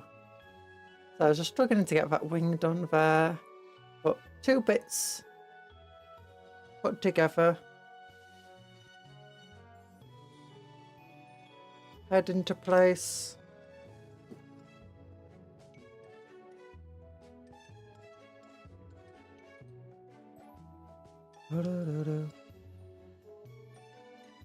Turnips are something I don't really kit bash that much because I like the idea of them all being, you know, having the very similar poses because they're all just part of a hive mind. And the hive mind isn't necessarily very inventive with each of its individuals. I gave my leader who's getting Recon armor a gene for 150% damage, but I was struggling for gold. Do you have a deep drill? And the thing for looking for it, because I found the best way for me to get gold is just using the deep drill. 150% melee damage. Ooh. Yeah, give him a shield, because the shield, it's not very good for if you got shooters, because you can't shoot while the shield's up. But while the shield's up, it stops you from getting shot. So it's very good for helping you close the distance. The shield belt. Like in our last stream, Sarai was in a fight and she only took any damage because someone, when she got into melee. And she was only bruised. There we go. Oh gosh, arm fell off. Seth rule, but no gold. Oh, I struggled to find any steel. That's my issue. Gold, silver, uranium, all of that I could find. Gold, not gold, steel. I've actually found 2 steel areas now, but one was inside my base and one was completely on the other side of the map. So...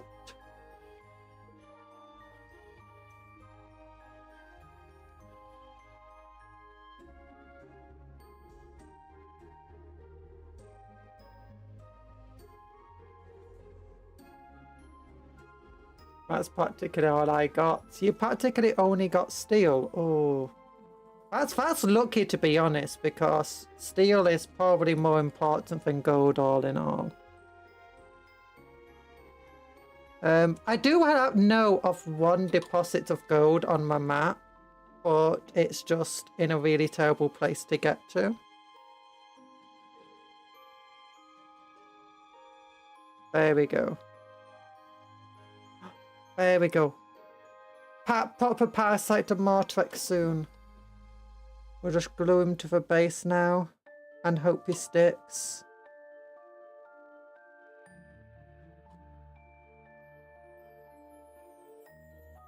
Oh darn it, he wants to fall over. Stop falling over. Hello, 775. 775, how you doing? There you go. Hope you're doing well, Mr. Numberman. Parasite and Mortrex. Compare it to the one I kit bashed at the start. I mean, I think I did better. I think mine's much worse. Doesn't help that it's painted that terrible colour scheme. Yeah, head's a bit small on it. And altogether, I don't think it's a bad proxy for it.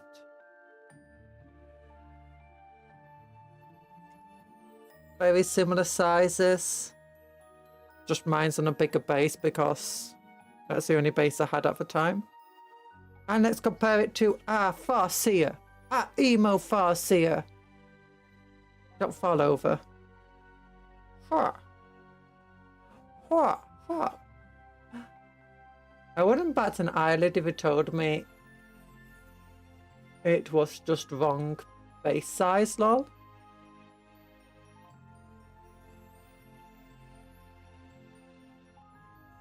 Just wrong base size, yeah. Just wrong base size. I mean, being a bigger base size, I think, is only a disadvantage nowadays. So... this could do with a bigger base though, because it is very precarious. With just how... it's just so much wider than its base. I think actually it might be a good idea to break its arm off. I was going to say break it of its base and move it across a little bit. The head compared to the real one is smaller, but than it should. Other than that, the scratch built one is basically the same. Yeah. Thank you. I think I didn't do a bad job considering I was just using the 5 and parts.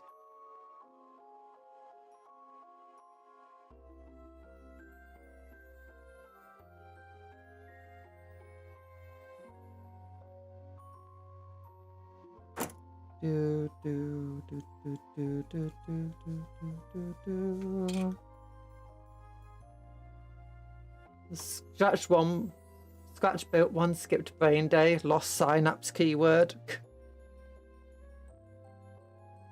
Nah, it just keeps its brain in its thicker. That's why it's got thicker tendrils. It's just where it keeps all its extra brain matter, because it was just it was involved in a battle where the enemies just kept headshotting from because of a big head. So it decided to evolve a smaller brain. Yeah, that's it. That's just it. It's just got thicker wings and thicker tendrils. Smaller brain. Actually, also its claws are much smaller. Like, look at those big old claws versus these tiny little T-Rex claws. Like, these tendrils are very wacky.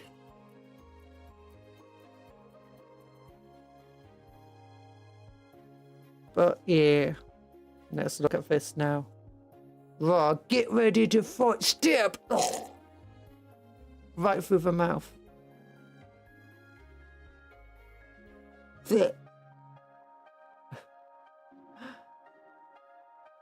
Psychic spear. Bzir. Bzir, bzir. Bzir, bzir. Oh, there's lightning. Bzir.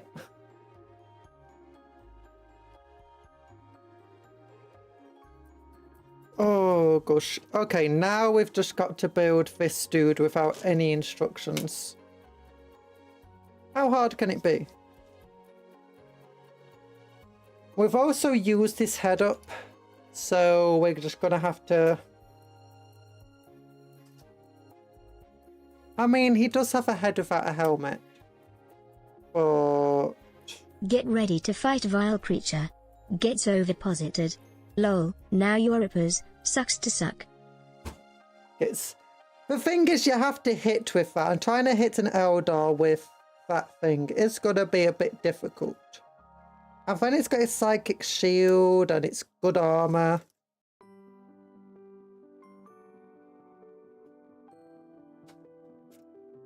And I think it has to remove a last wound.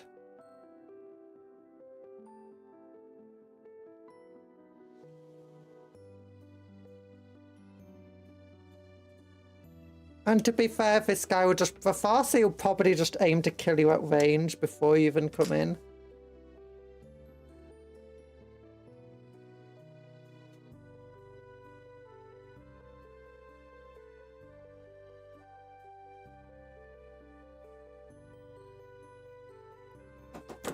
Easy peasy.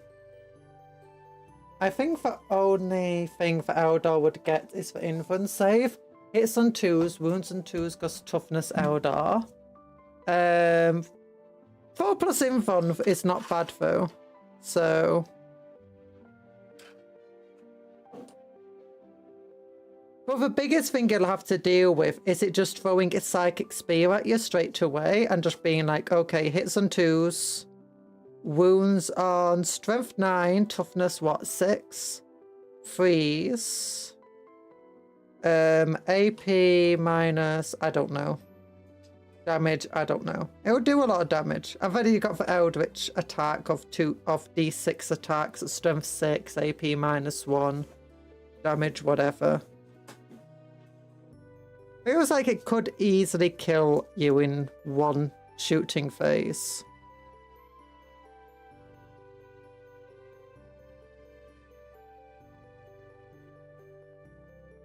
You know.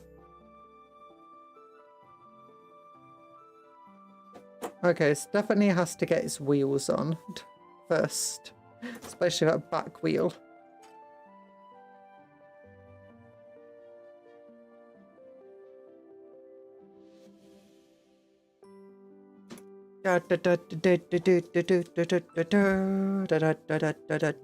Ooh.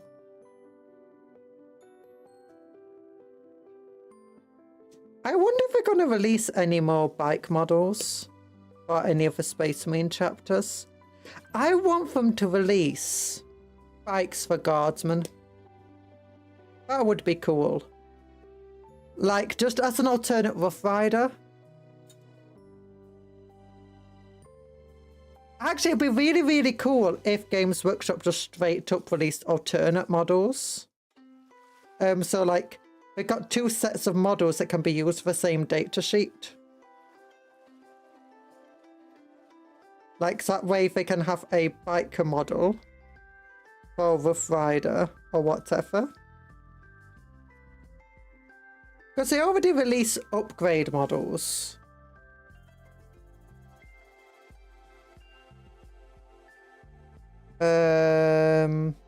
Upgrade things, sprue kits, whatever.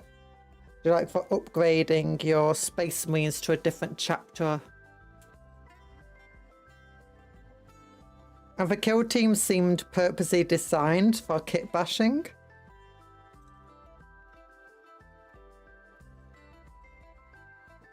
Like the Night Lords just have so many heads in that you can very easily use them.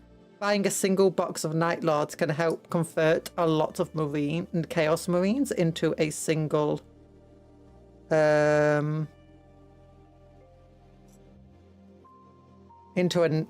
Night Lords, sorry.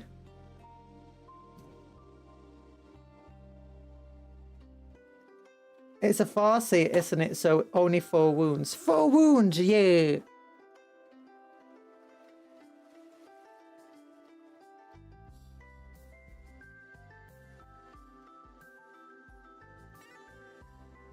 To be honest, I think I actually might have chosen Warlock as well over Farseer. Do you want me to check what the actual upgrade I've got for it? Here we go, new recruit. Combat Patrol. Yeah, it's actually a Warlock I'm using because it's cheaper and because I'm trying to make it 1,000 points. It's got Gift of Foresight and a Singing Spear, so it actually only has 2 wounds. 6+ armor save, toughness 3, movement 7 inches. Invulnerable save is 4+. Singing Spear hits on a 3+, strength 9, AP 0. Ooh. Damage 3. Destructor, D6, strength 5, AP -1, damage 1, Psychic Torrent.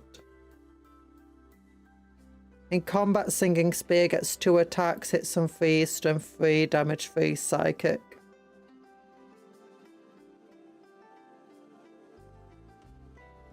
Runes of Fortune. Each time an enemy unit declares a charge, if 1 or more units with this ability are selected as a target, subtract 2 from the charge roll.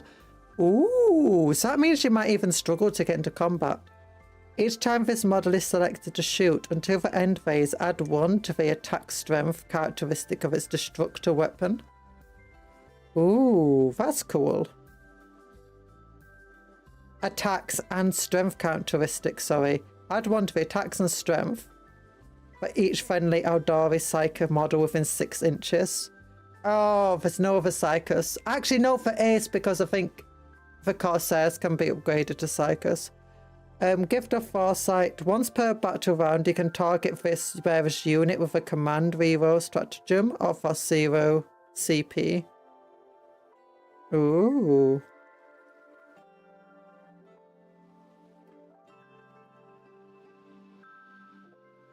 Yeah, fortunately, Parasite is 12-inch move. 12-inch move. To be honest, I think in combat you'd probably easily kill him, to be honest, in melee combat. He might be able to survive a single round if he's lucky. Might be able to get a couple of wounds off on you. But his real danger is when you're trying to come to get him just shooting you. Because there's a good chance you'll die in combat.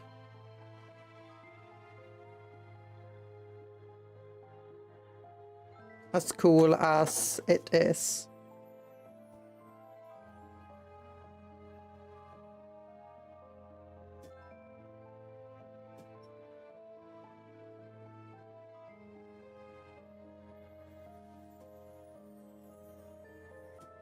It's good chance you'll die in shooting, sorry.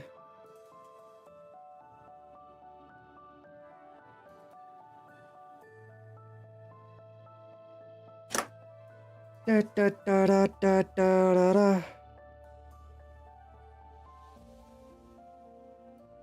Ooh, okay, where does this go, do you think? Probably the front.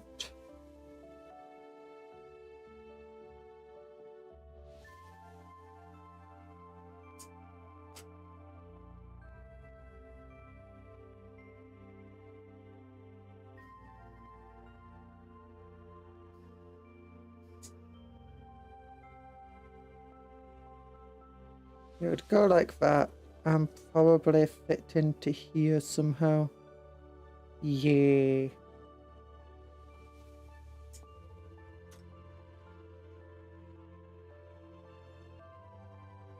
Da da da da da da da da da da da da da da da da da. Where's my wheels? Here they are. Wheel number 1.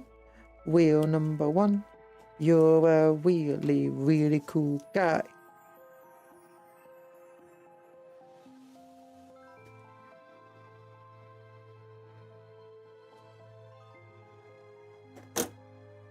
You get it? Really cool. Ugh.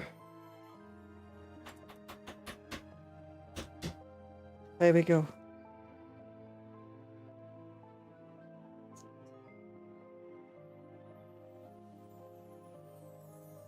There's nothing in lore against the idea that the Night Lords attacked a ship only because their skin loincloths decomposed.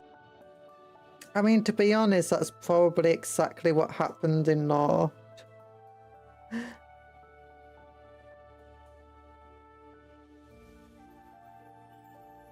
I mean, it's a Night Lords. What do you blooming expect from them? Do you expect them to show any sorts sign of compassion, kindness? Even for Emperor's Children, arguably are much worse, in which they attack ships and stuff and planets because their works of art die, or more accurately, if usually they just get bored of the works of art. If they don't know, Emperor's Children produce art made from living subjects, and they don't allow for subjects to die, and they like keep them in eternal torment, and they like have entire museums aboard the ship just filled with these excessive art, and it's honestly horrific to think about. Oops, whacked my camera. Whacked my camera. There you go. I've got the wheels going. I've got the wheels going. The wheels on the bike go. Burr, burr, burr, burr, burr, burr, burr, burr, burr. The wheels on the bike go. Wah, wah, wah. Oh no. Oh no, that didn't sit in correctly. There we go.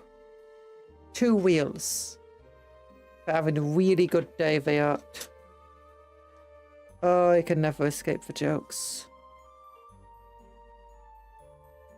Okay, it has to be down, facing down like that, I'd guess, because you have a little slot so where the bike goes.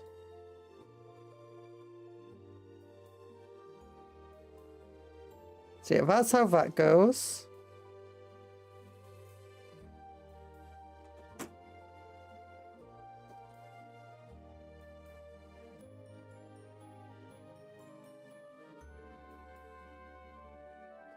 And this one's gonna go very similar.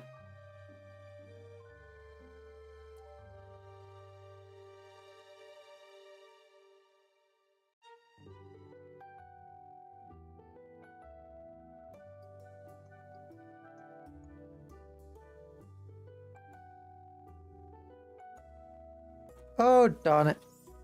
Wrong ones. We got these little things within the wheel arcs.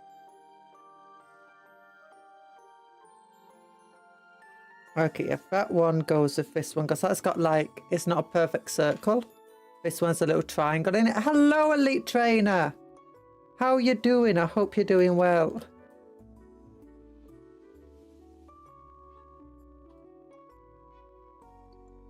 Do.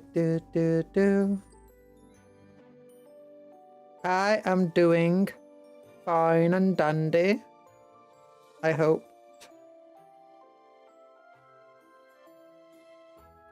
Oh.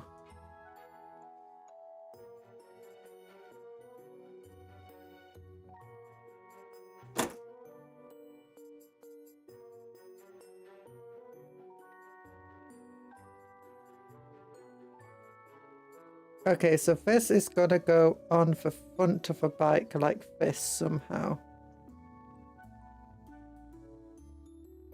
Or like that.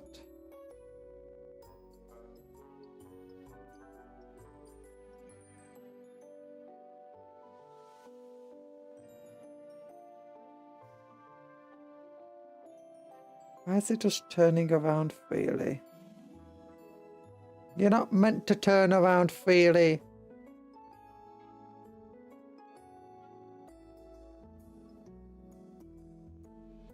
Okay, there we go. That's correct. So, this is meant to go under front. There we go. That's how it goes on. Nice.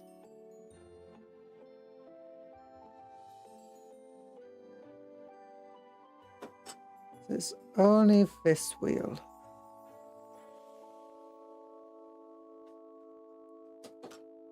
We got a problem. Okay.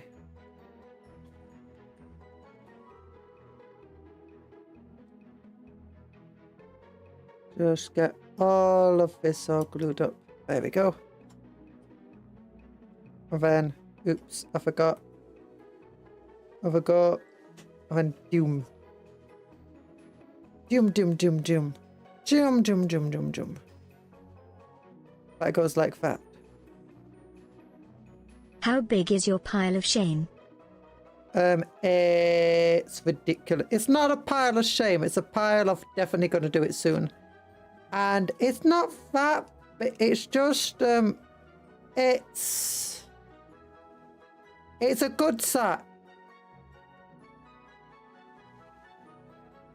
Okay, this 1, 2, 3, 4, 5, 6,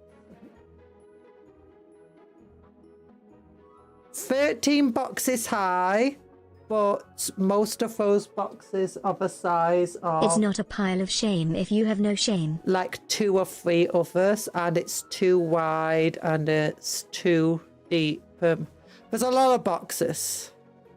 There's a lot of boxes. Don't worry about it. Don't think about it. Okay, so that goes like that. Oh. This command is currently on cooldown. What? Quotation marks soon. There you go. Biker Marine of some flavour. Oh, we're building a chaplain, sorry. We're building a chaplain. A biker chaplain. See, chaplain.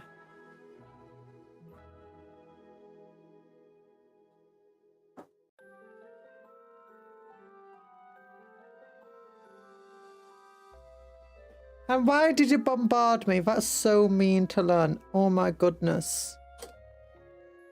Also, welcome back to learn.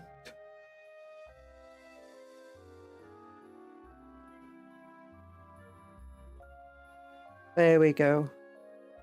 There you go. I've already built a Parasite to Mortrex and a Farseer today. An emo Farseer. Look at this Farseer. Look how emo proud he is. Can we see? Can we like zoom in? Can you see the emo haircut? Yeah, look at that emo haircut. Look at him got, and look at that little arm. It's like, oh, I'm so emo. I'm so emo. I'm gonna stab people. Wait, it's actually not a Farseer. It's gonna be a Warlock, but still. Same diff, really.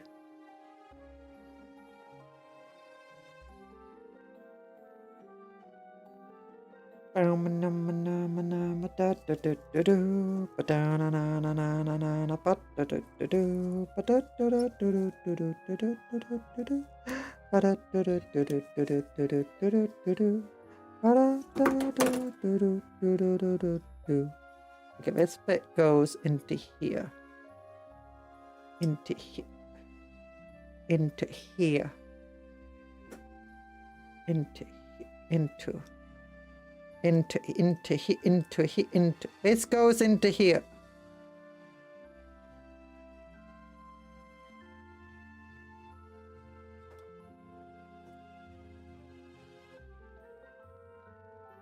This bit goes into, you got the two little prongs here. They go into those two little holes there, like. Ugh. Go in. Go in. In. Why don't you want to fit inside? Don't. This is your home now. Go inside your home. Why don't you want to go in? It's too tight. It's too small. It's too small for them. She didn't even notice, too focused on her bike. What did I not notice? A bombardment. I told you. I noticed a bombardment. I was like, oh, no. Bad bombardment. Bad. Bad.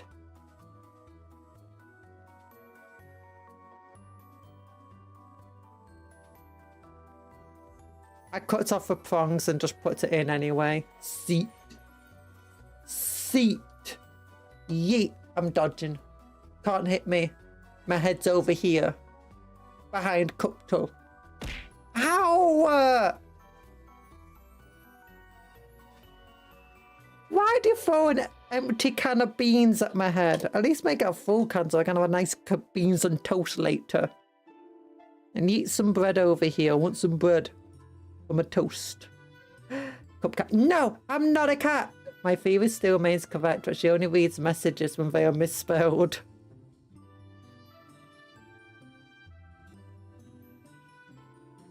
You don't have the required currency. Aha. My plan worked. My plan worked. There we go. Look, it's a bike. It's a bikey. Zoom. By the way, here's a parasite of Martrex. And here's one I designed earlier. It's got a very blue tongue. No! Slot 100. See, this is why I have the gamba, so you just can't turn me into a cat whenever you want. Do the bike wheels roll? No. They've actually perfectly designed not to roll because they've got these little prongs on. And the little prongs are meant to go in for base at specific points. Although this one doesn't go in at the correct point.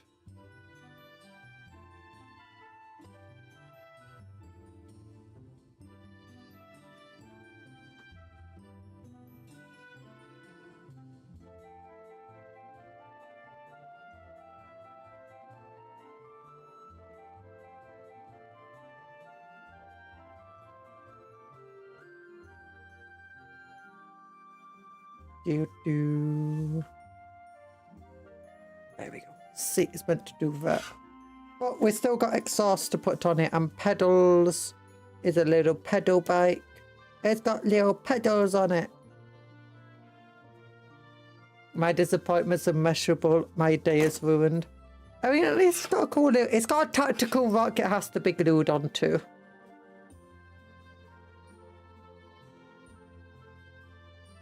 It's got tactical rock.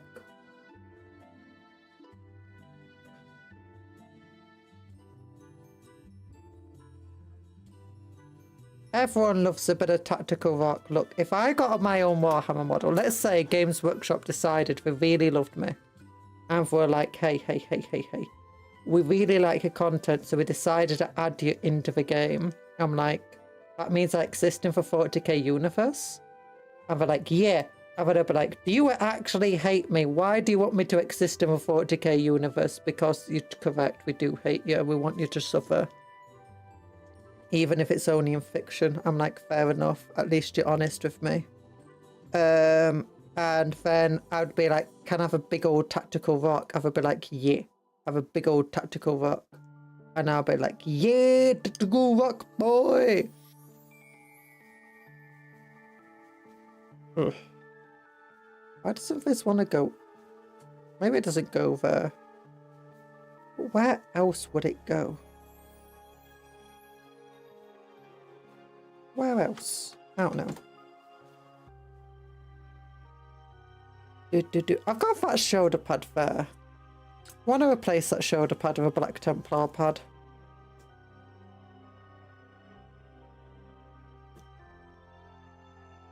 Your life is already mostly suffering, so we assume. So we just assumed we made you. You owe us copyright though? Oh no. Oh no, that's what Games Workshop would do to me.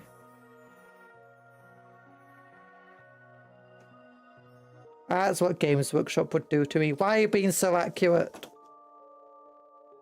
Do you know Inquisitor Muffin? Yeah. If I were in the 40k universe, I'd be calling out everyone except the Emperor and Custodes. Custodes. Why? Because they'd be the ones to kill you if you did carve them out. And to be fair, the Emperor and the Custodes also need to be called out, so you could just go right ahead and carve them out. Carve them out. I'm sure nothing bad will happen.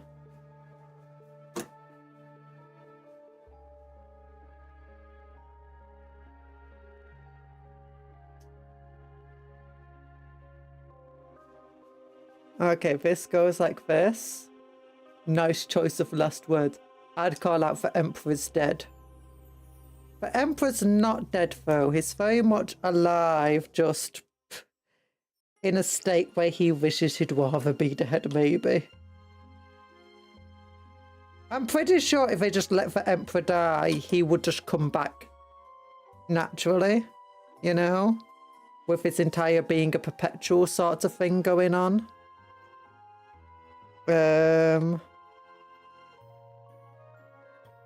But to be quite frank, I don't think the Lords of Terror want him to come back. And I think that's why they purposely put him like that. I don't think the Primarchs necessarily wanted him to come back.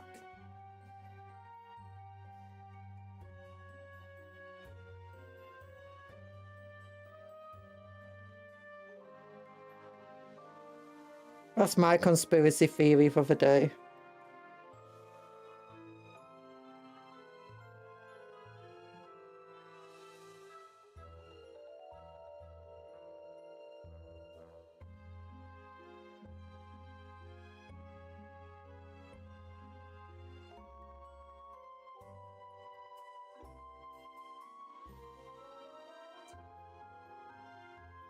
I don't know how these things are meant to attach to the bottom.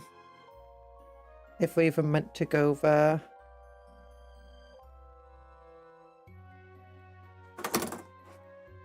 Ugh.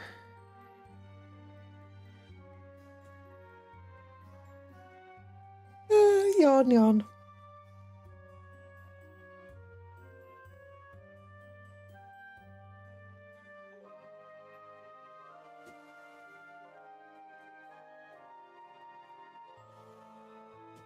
A bunch of other stuff here.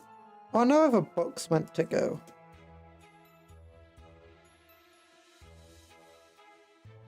He's a vegetable. No, he's not. He can actually talk kind of to people. With his psychic power. And he reaches out into the universe. And does stuff. It's the time of the week where we repeat the Emperor conspiracy theory.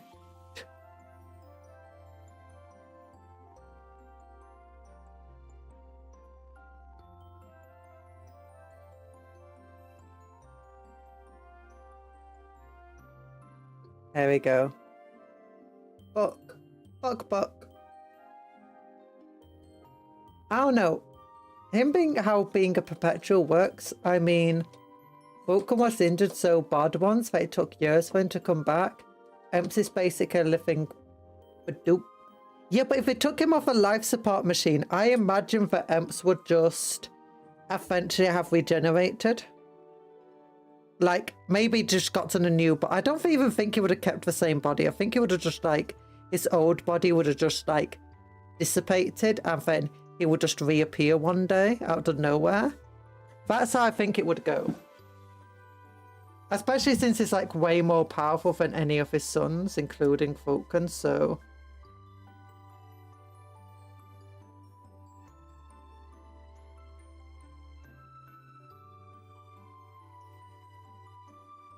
I don't think Vulcan really counts very much for that.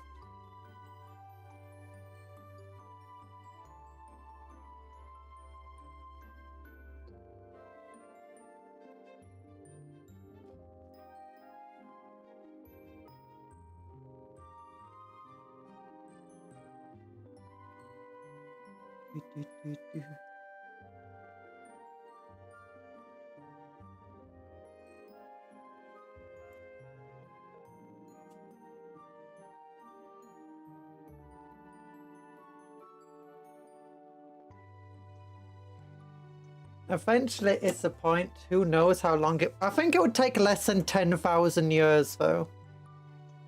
Have a biker champion run over Leandros.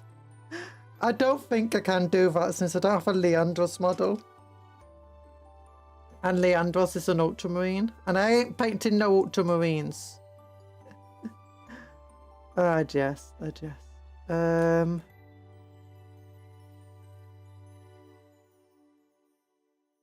How does this... Oh. Maybe skipping the instructions was a bit bad.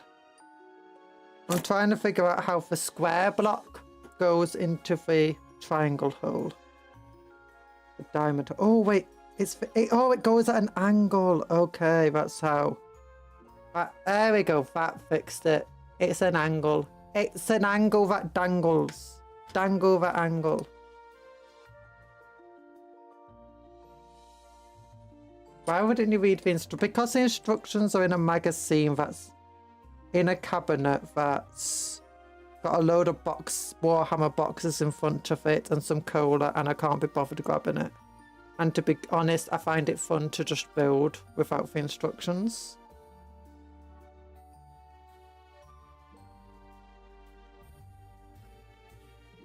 Like, you can make all sorts of fun things when you ignore the instructions.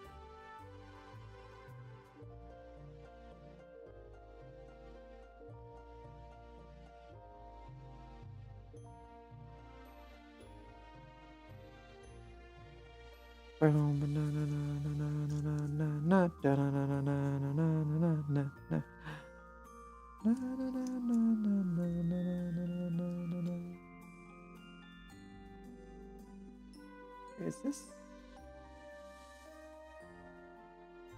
Yeah. Wait, this definitely feels like it goes on the back here. Alternatively, it goes...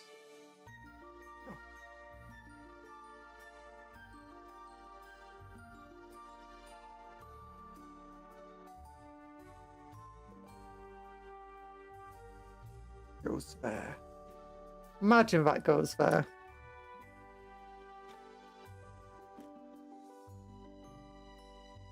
Instructions are for the weak of mind and spirit, and for those who care about aesthetics. Fortunately, comes none of these. I care about aesthetics, just I want my own aesthetics. I want it to look how I want it to look.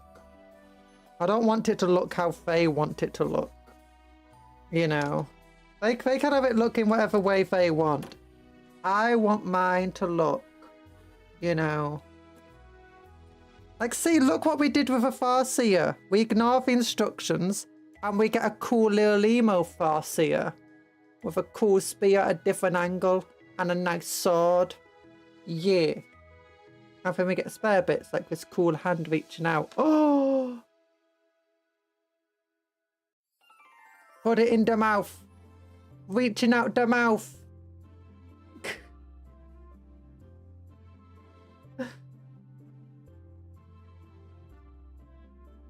And then I'm assuming, yes, it goes here. There we go.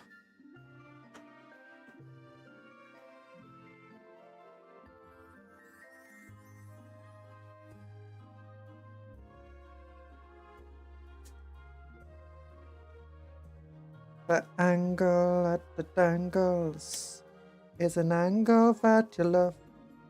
The angle and how it dangles is an angle that you love. Da da da da da da da da da. Na, na, na, na, na. Okay, I'm gonna give him a cool head. That's from my box of boxes. My boxier boxes.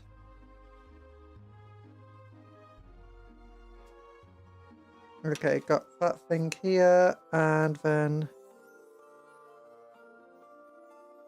this thing over here.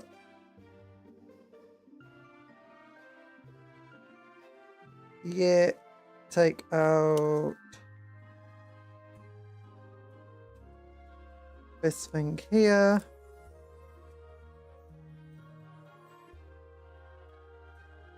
Oh, yeah.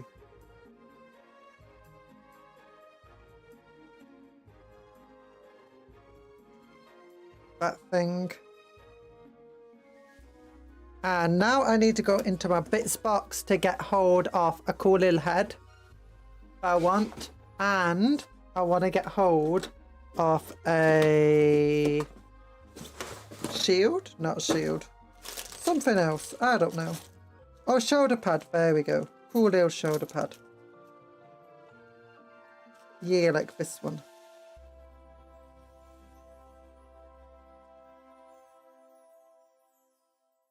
What da da da da da, little shoulder pad, come over here. Shoulder pad, yeah. And then for the special head I wanted. For some capes, don't care for the cape right now. Those aren't the heads. Is it this thing? Yes, there's a head.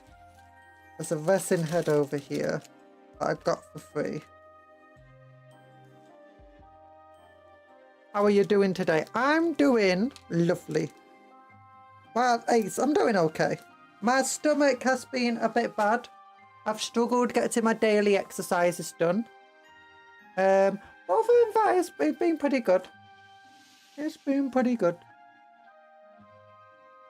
Yeah, this is the head I want. It's got a hood. It's like a dark angel's head. Like, whoa, yeah. Okay, let's give him his cool little thingamajig.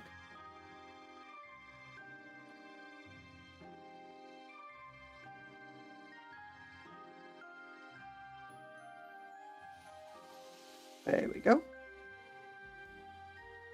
Hope everyone had a good Women's Day, even cupcakes, which are honorary women's. All cupcakes are women's. No, only female cupcakes are women's. You crazy eggs. Only cupcakes that identify as women's are women's. Not all of them. Oh, you crazy, crazy eggs. There we go.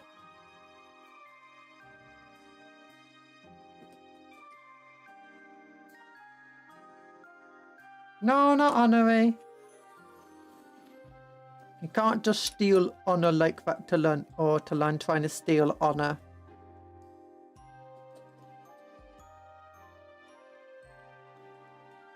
Unhappy Women's Day men then. Yeah!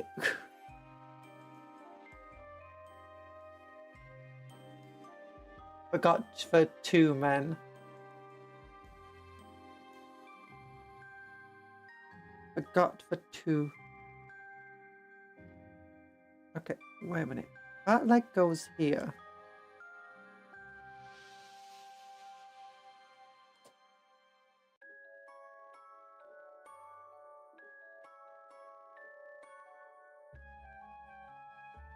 Right. Right, this leg goes here. This leg goes... Nah, I've got a bit bigger lump that needs clipping off here. There we go. I did not get it. Still half on there. Okay, so this clips onto there.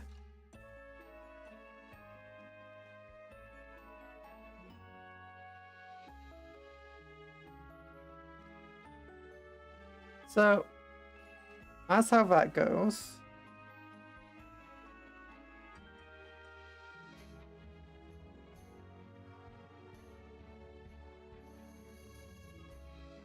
Goes like that.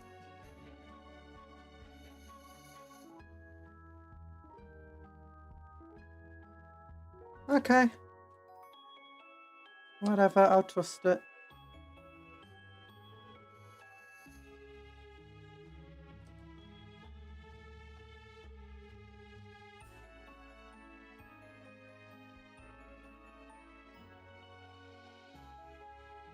Okay, there we go.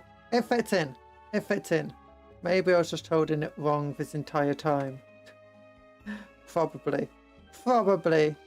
I do that sort of thing a lot. Okay, now this clips into here. Nice and neatly.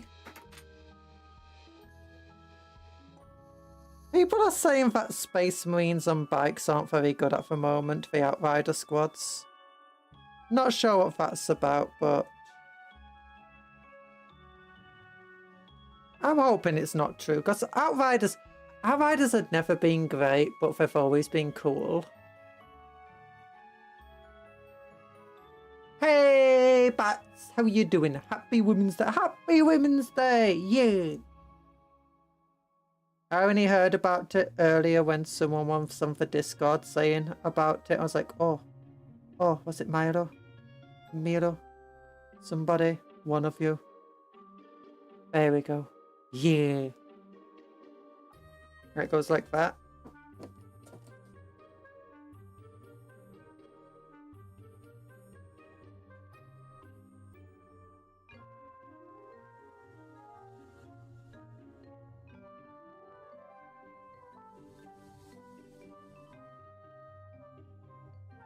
This goes like this. Oh, yeah, and then I can get the Templar shoulder pad on.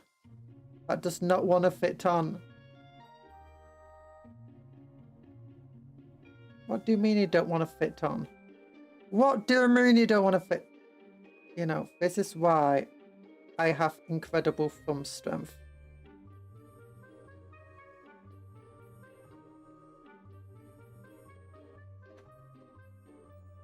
Vanry, happy Women's Day to learn. Happy Women's Day. Wait, what about me? What about Cupcake Women's Day? What about Happy Women's Day to me? Why is it only to learn getting it? Also, it's very late for you, Vanry, isn't it?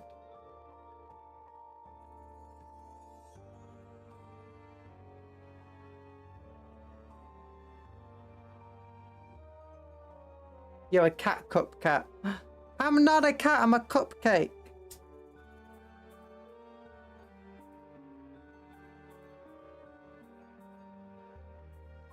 Ugh. Must squeeze. That shoulder. Why does it have such a thick shoulder? I can't get the shoulder pad on.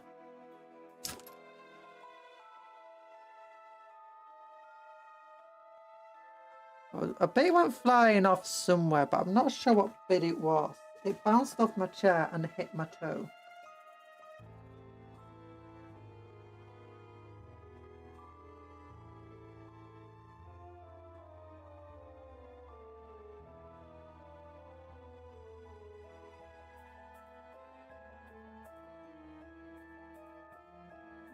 A cupcake cat with cake ears. No, I'm a cupcake with cake ears. None of it. Hello. I have to do something for Women's Day for the 4 ladies living with me. Yeah, 4 ladies living with you. Oh my goodness. It's late, but I took a long nap this afternoon, so I can't sleep. I hope it's not because you stayed up last night watching the cover. Wait, can you guys still hear me? Yank. Okay, something fell to the floor. I'm not sure what it was. There's a bit of something. All sorts of plastic bits currently on my floor. Putting up models. Oh wait, what is this? What's this? Oh, it's a head. It was a head. That's what went flying. Oh my goodness, no! Finally, you're meant to take care of yourself. Take care of yourself, you crazy egg. Okay, the shoulder pad doesn't want to attach. Oh, I'm just going to have to add the shoulder pad on that it wants me to attach. Ugh. Can you believe it?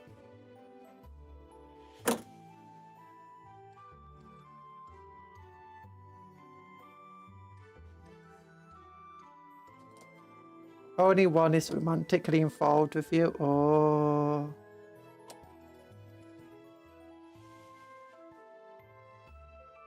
But it's worth it. I mean, just make sure you're taking care of yourself. Finally, saying the wrong names then. Not as bad as my mother, always getting names wrong, but still. It's not good. It's not nice. Slot 20. Oh, you're all just losing your money to the gamba. Losing your sprinkles.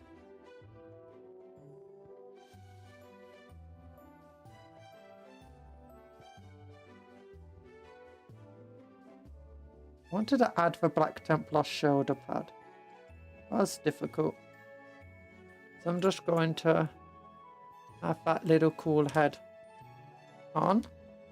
Where's the super glue? Because that's going to probably be resin.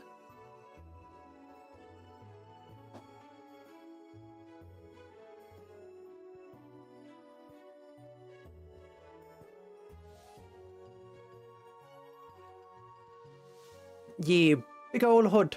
Big old hood.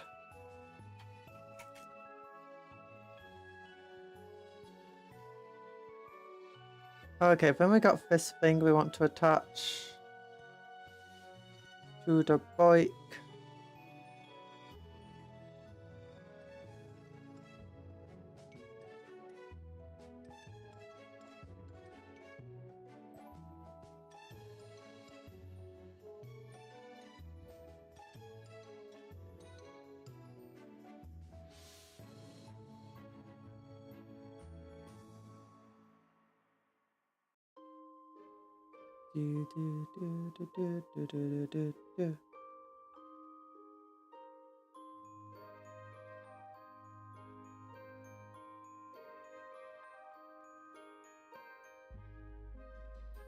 Assuming this goes on the back here, feels like a good place for it to go.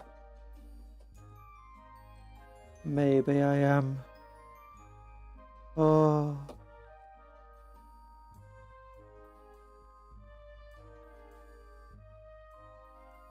Maybe I am, will I am.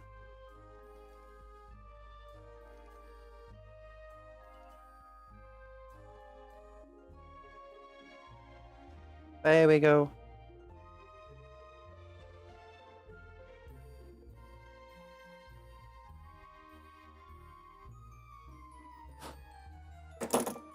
Okay, then this thing glues to the top of the backpack, right? I so you'd think.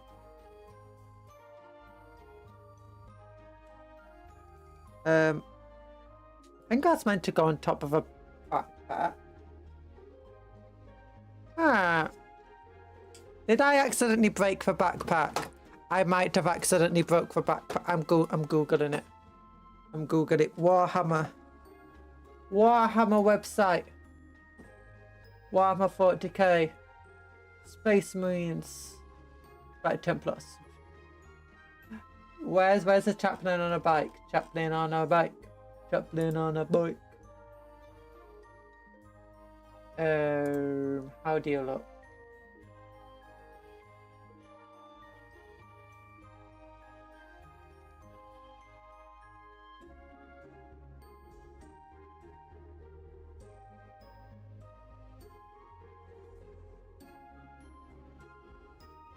Oh no, it goes in the back of his arm and not in his backpack. Also, this bit doesn't go here. It's meant to go like here.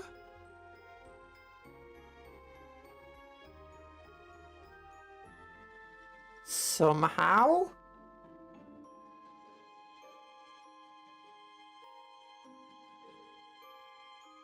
Oh, wait a minute.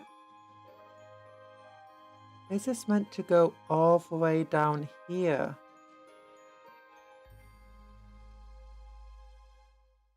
Somehow. Oh, that's where it goes. It goes down here at the back. Okay, makes sense, I suppose. You know what? You want exhaust running around your backside because it's nice and warm. Keeps your butt warm on a cold winter's day. So this goes back here. Okay, that goes like over the back of his head. Oh, that's meant to slot into the back of his head. Oh, you know, I'm not putting that there. Wait, how come my... Oh, sorry, my tracking stopped. My tracking stopped. I didn't realise. Okay, give me a moment. I'm getting my chaplain we built the other day.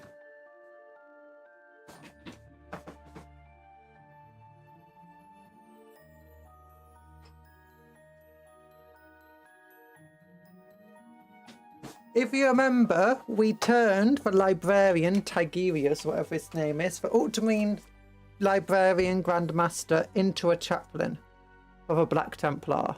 Look how cool he looks. Amazing. Exercise time, no. But he's got a hole in the back of his head. And that's for this thing to slot into. So, let's just give it to him. This guy's got a... The guy on the bike has a cool hood. He doesn't need random iron halo on the back of his head to be a chaplain.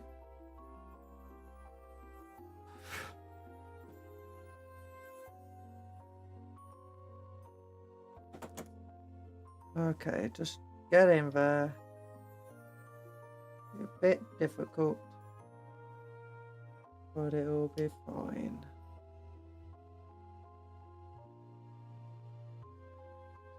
Get in the hole. Why is it of me I'm struggling to get things in the hole today?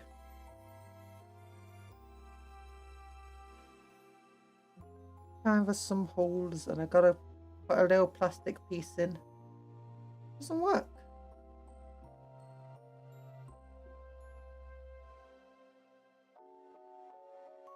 Why don't you want to go in? Okay, whatever. We'll glue. It'll work. It'll work. If you want a little iron halo in the back of your head, just like the stream.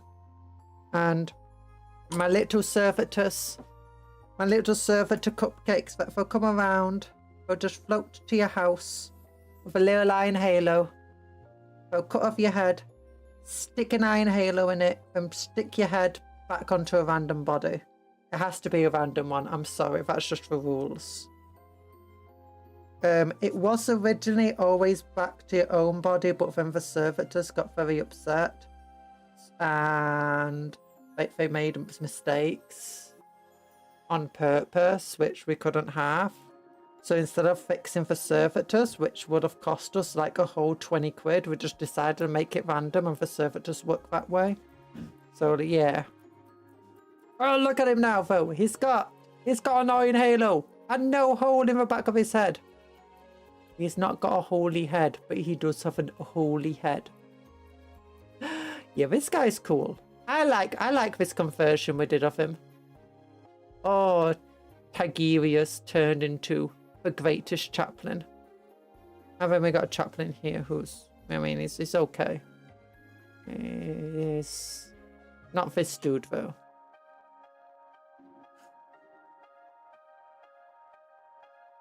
Oh,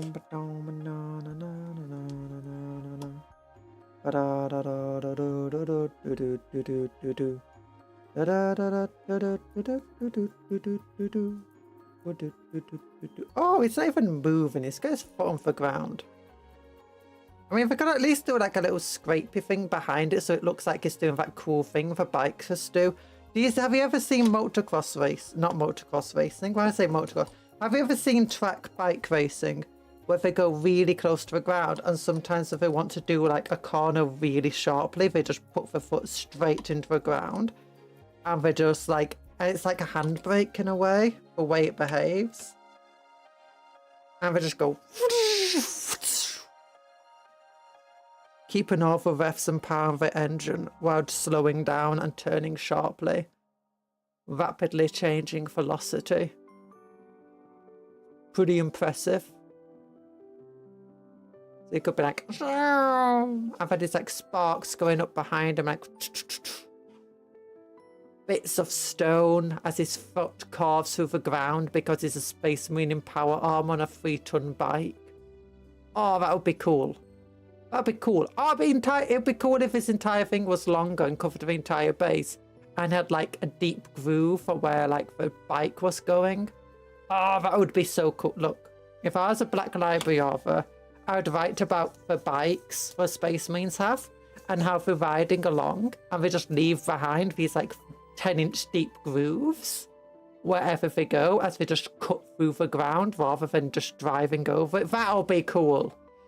And like as they drive past the guardsmen for just being absolutely pelanked with, I don't know what pelanked means, for being absolutely pelanked with, you know, just bits of shrapnel from the ground. Also, I have no idea what these tiny bits are for. There's a little skull here. There's another little skull. There's a lot of little skulls here.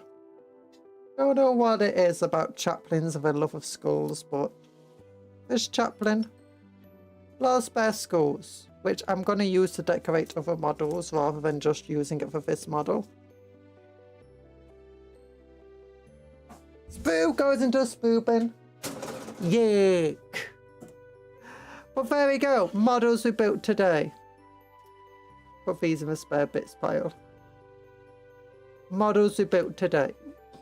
We talked about Elder Law. We saw my new cup. Do you want to see the cup? For those of you who haven't seen the cup. The cup! Oh my gosh, that's bright. But look, it's got a big bug on it. It's got a big piece of dirt here, being an ultramarine. So it's very filthy, covered in bugs and filthy ultramarines. But you know, dishwasher safe. Oh my gosh, sorry for the flashbang. My eyes! My eyes! And he is a chaplain. He's got the cool thing. We already used his head and now it's Iron Halo for this model. It's very cool.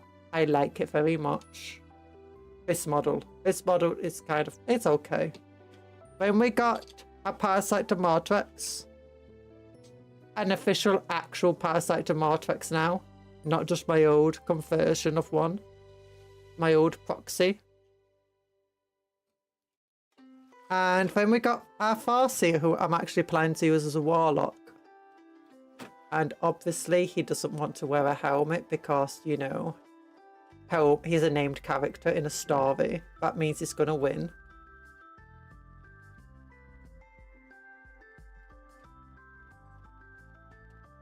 Why did you delete Banwy's my eyes? He was talking about the cup being incredibly bright.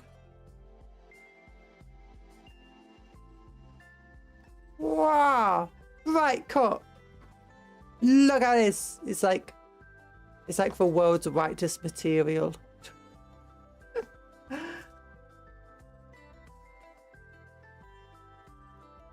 Why did Banwy get timed out?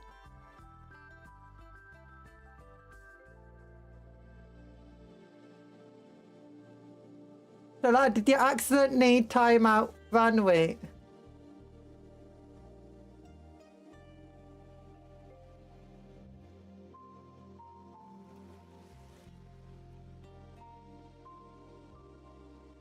Oh gosh, sorry. I thought it's an account. It's an impersonating account. It was made yesterday. Yeah, it's because Banwy's on a new mobile. He's borrowing his brother's mobile, as far as I'm aware, because his phone broke. Yeah. Oh my gosh. Talan just going straight with a ban. No questions asked. Vroom, vroom.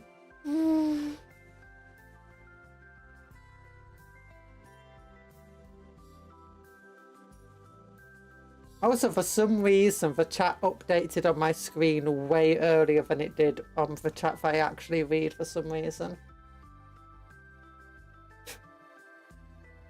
Didn't know for Deep Lord. I thought it was a... No. It's okay. Talan just doing the job. Just doing the job. But thankfully, I saved Banwy. It's all good. Oh my gosh, look how tiny the Elder Farseer is next to a Space Marine. Is he so titchy? He's so titchy. Hello, about next to this Space Marine? Oh my goodness. It's like, no wonder he has to hold the sword up so high. I bet he's got like the double axe to fight. Yeah, I don't think you're winning against this chaplain. You'd be like, Psychic Spear, and then he's like, ba-dunk.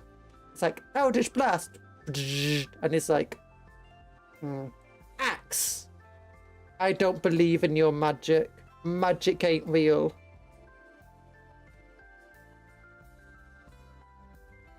It's more common than many think. Yeah, I've seen him randomly everywhere. It's crazy. But there we go. There we go. Don't forget to like the stream, by the way, everybody. Oh, and I'm love hearting you. Love heart with these weird looking gloves. I usually use this name because it's uniquely my own name. Yeah, and I can recognize you when you come back.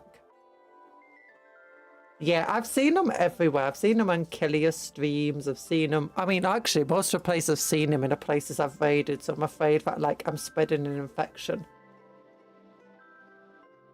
Yes, they have the name of a spy. Why is it? But you're going away. You're going away. Oh no. I hope you have a good rest of your day, Solidwin. Okay, it's Simply still live. Okay, Simply is still live. So we'll raid into her since she's got a new model. You gotta go. Okay, bye-bye. I hope you have a good rest of your day. I hope it's good. Love heart to you. And I hope your win mode goes well. I would often have a creepy image as a profile and say cryptic messages. Oh.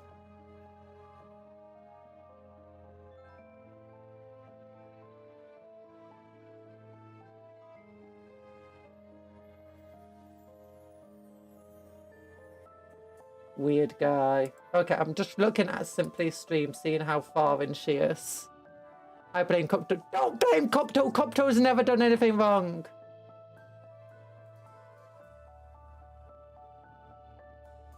Okay, yeah, we'll raid into Simply because she seems to be doing well. And she's still going. And for once, we're actually going to end our stream on time. We got everything done I wanted to do today. Oh, goodness. Oh, goodness. I'm on time for once. Skippity bop boom, yeah. Oh, so we have to do a little cupcake raid. We had to do a cupcake raid. Oh, no, mate. I did say Happy Mother's Day to Land. You're 5 minutes late. Okay, no, it's not too late. I'm still within the designated time. It's fine. Cupcake raid. Cupcake raid. She's got a new model debut going on. She's got all these cool new assets. It's really, really cool. Cupcake raid. Cupcake raid. Yeah. I hope you all are very nice to Simply. You have a good rest of your day. And remember to like my stream and her stream and everyone else's stream. And check out my cover, by the way, if you've not seen my cover. And be nice about it because it's my first cover. Goodbye. Have a good rest of your day. Enjoy yourselves. Love you all of that good stuff. Take care of yourselves. Be kind to others, vice versa. Cupcakes are friends, not food. Yay.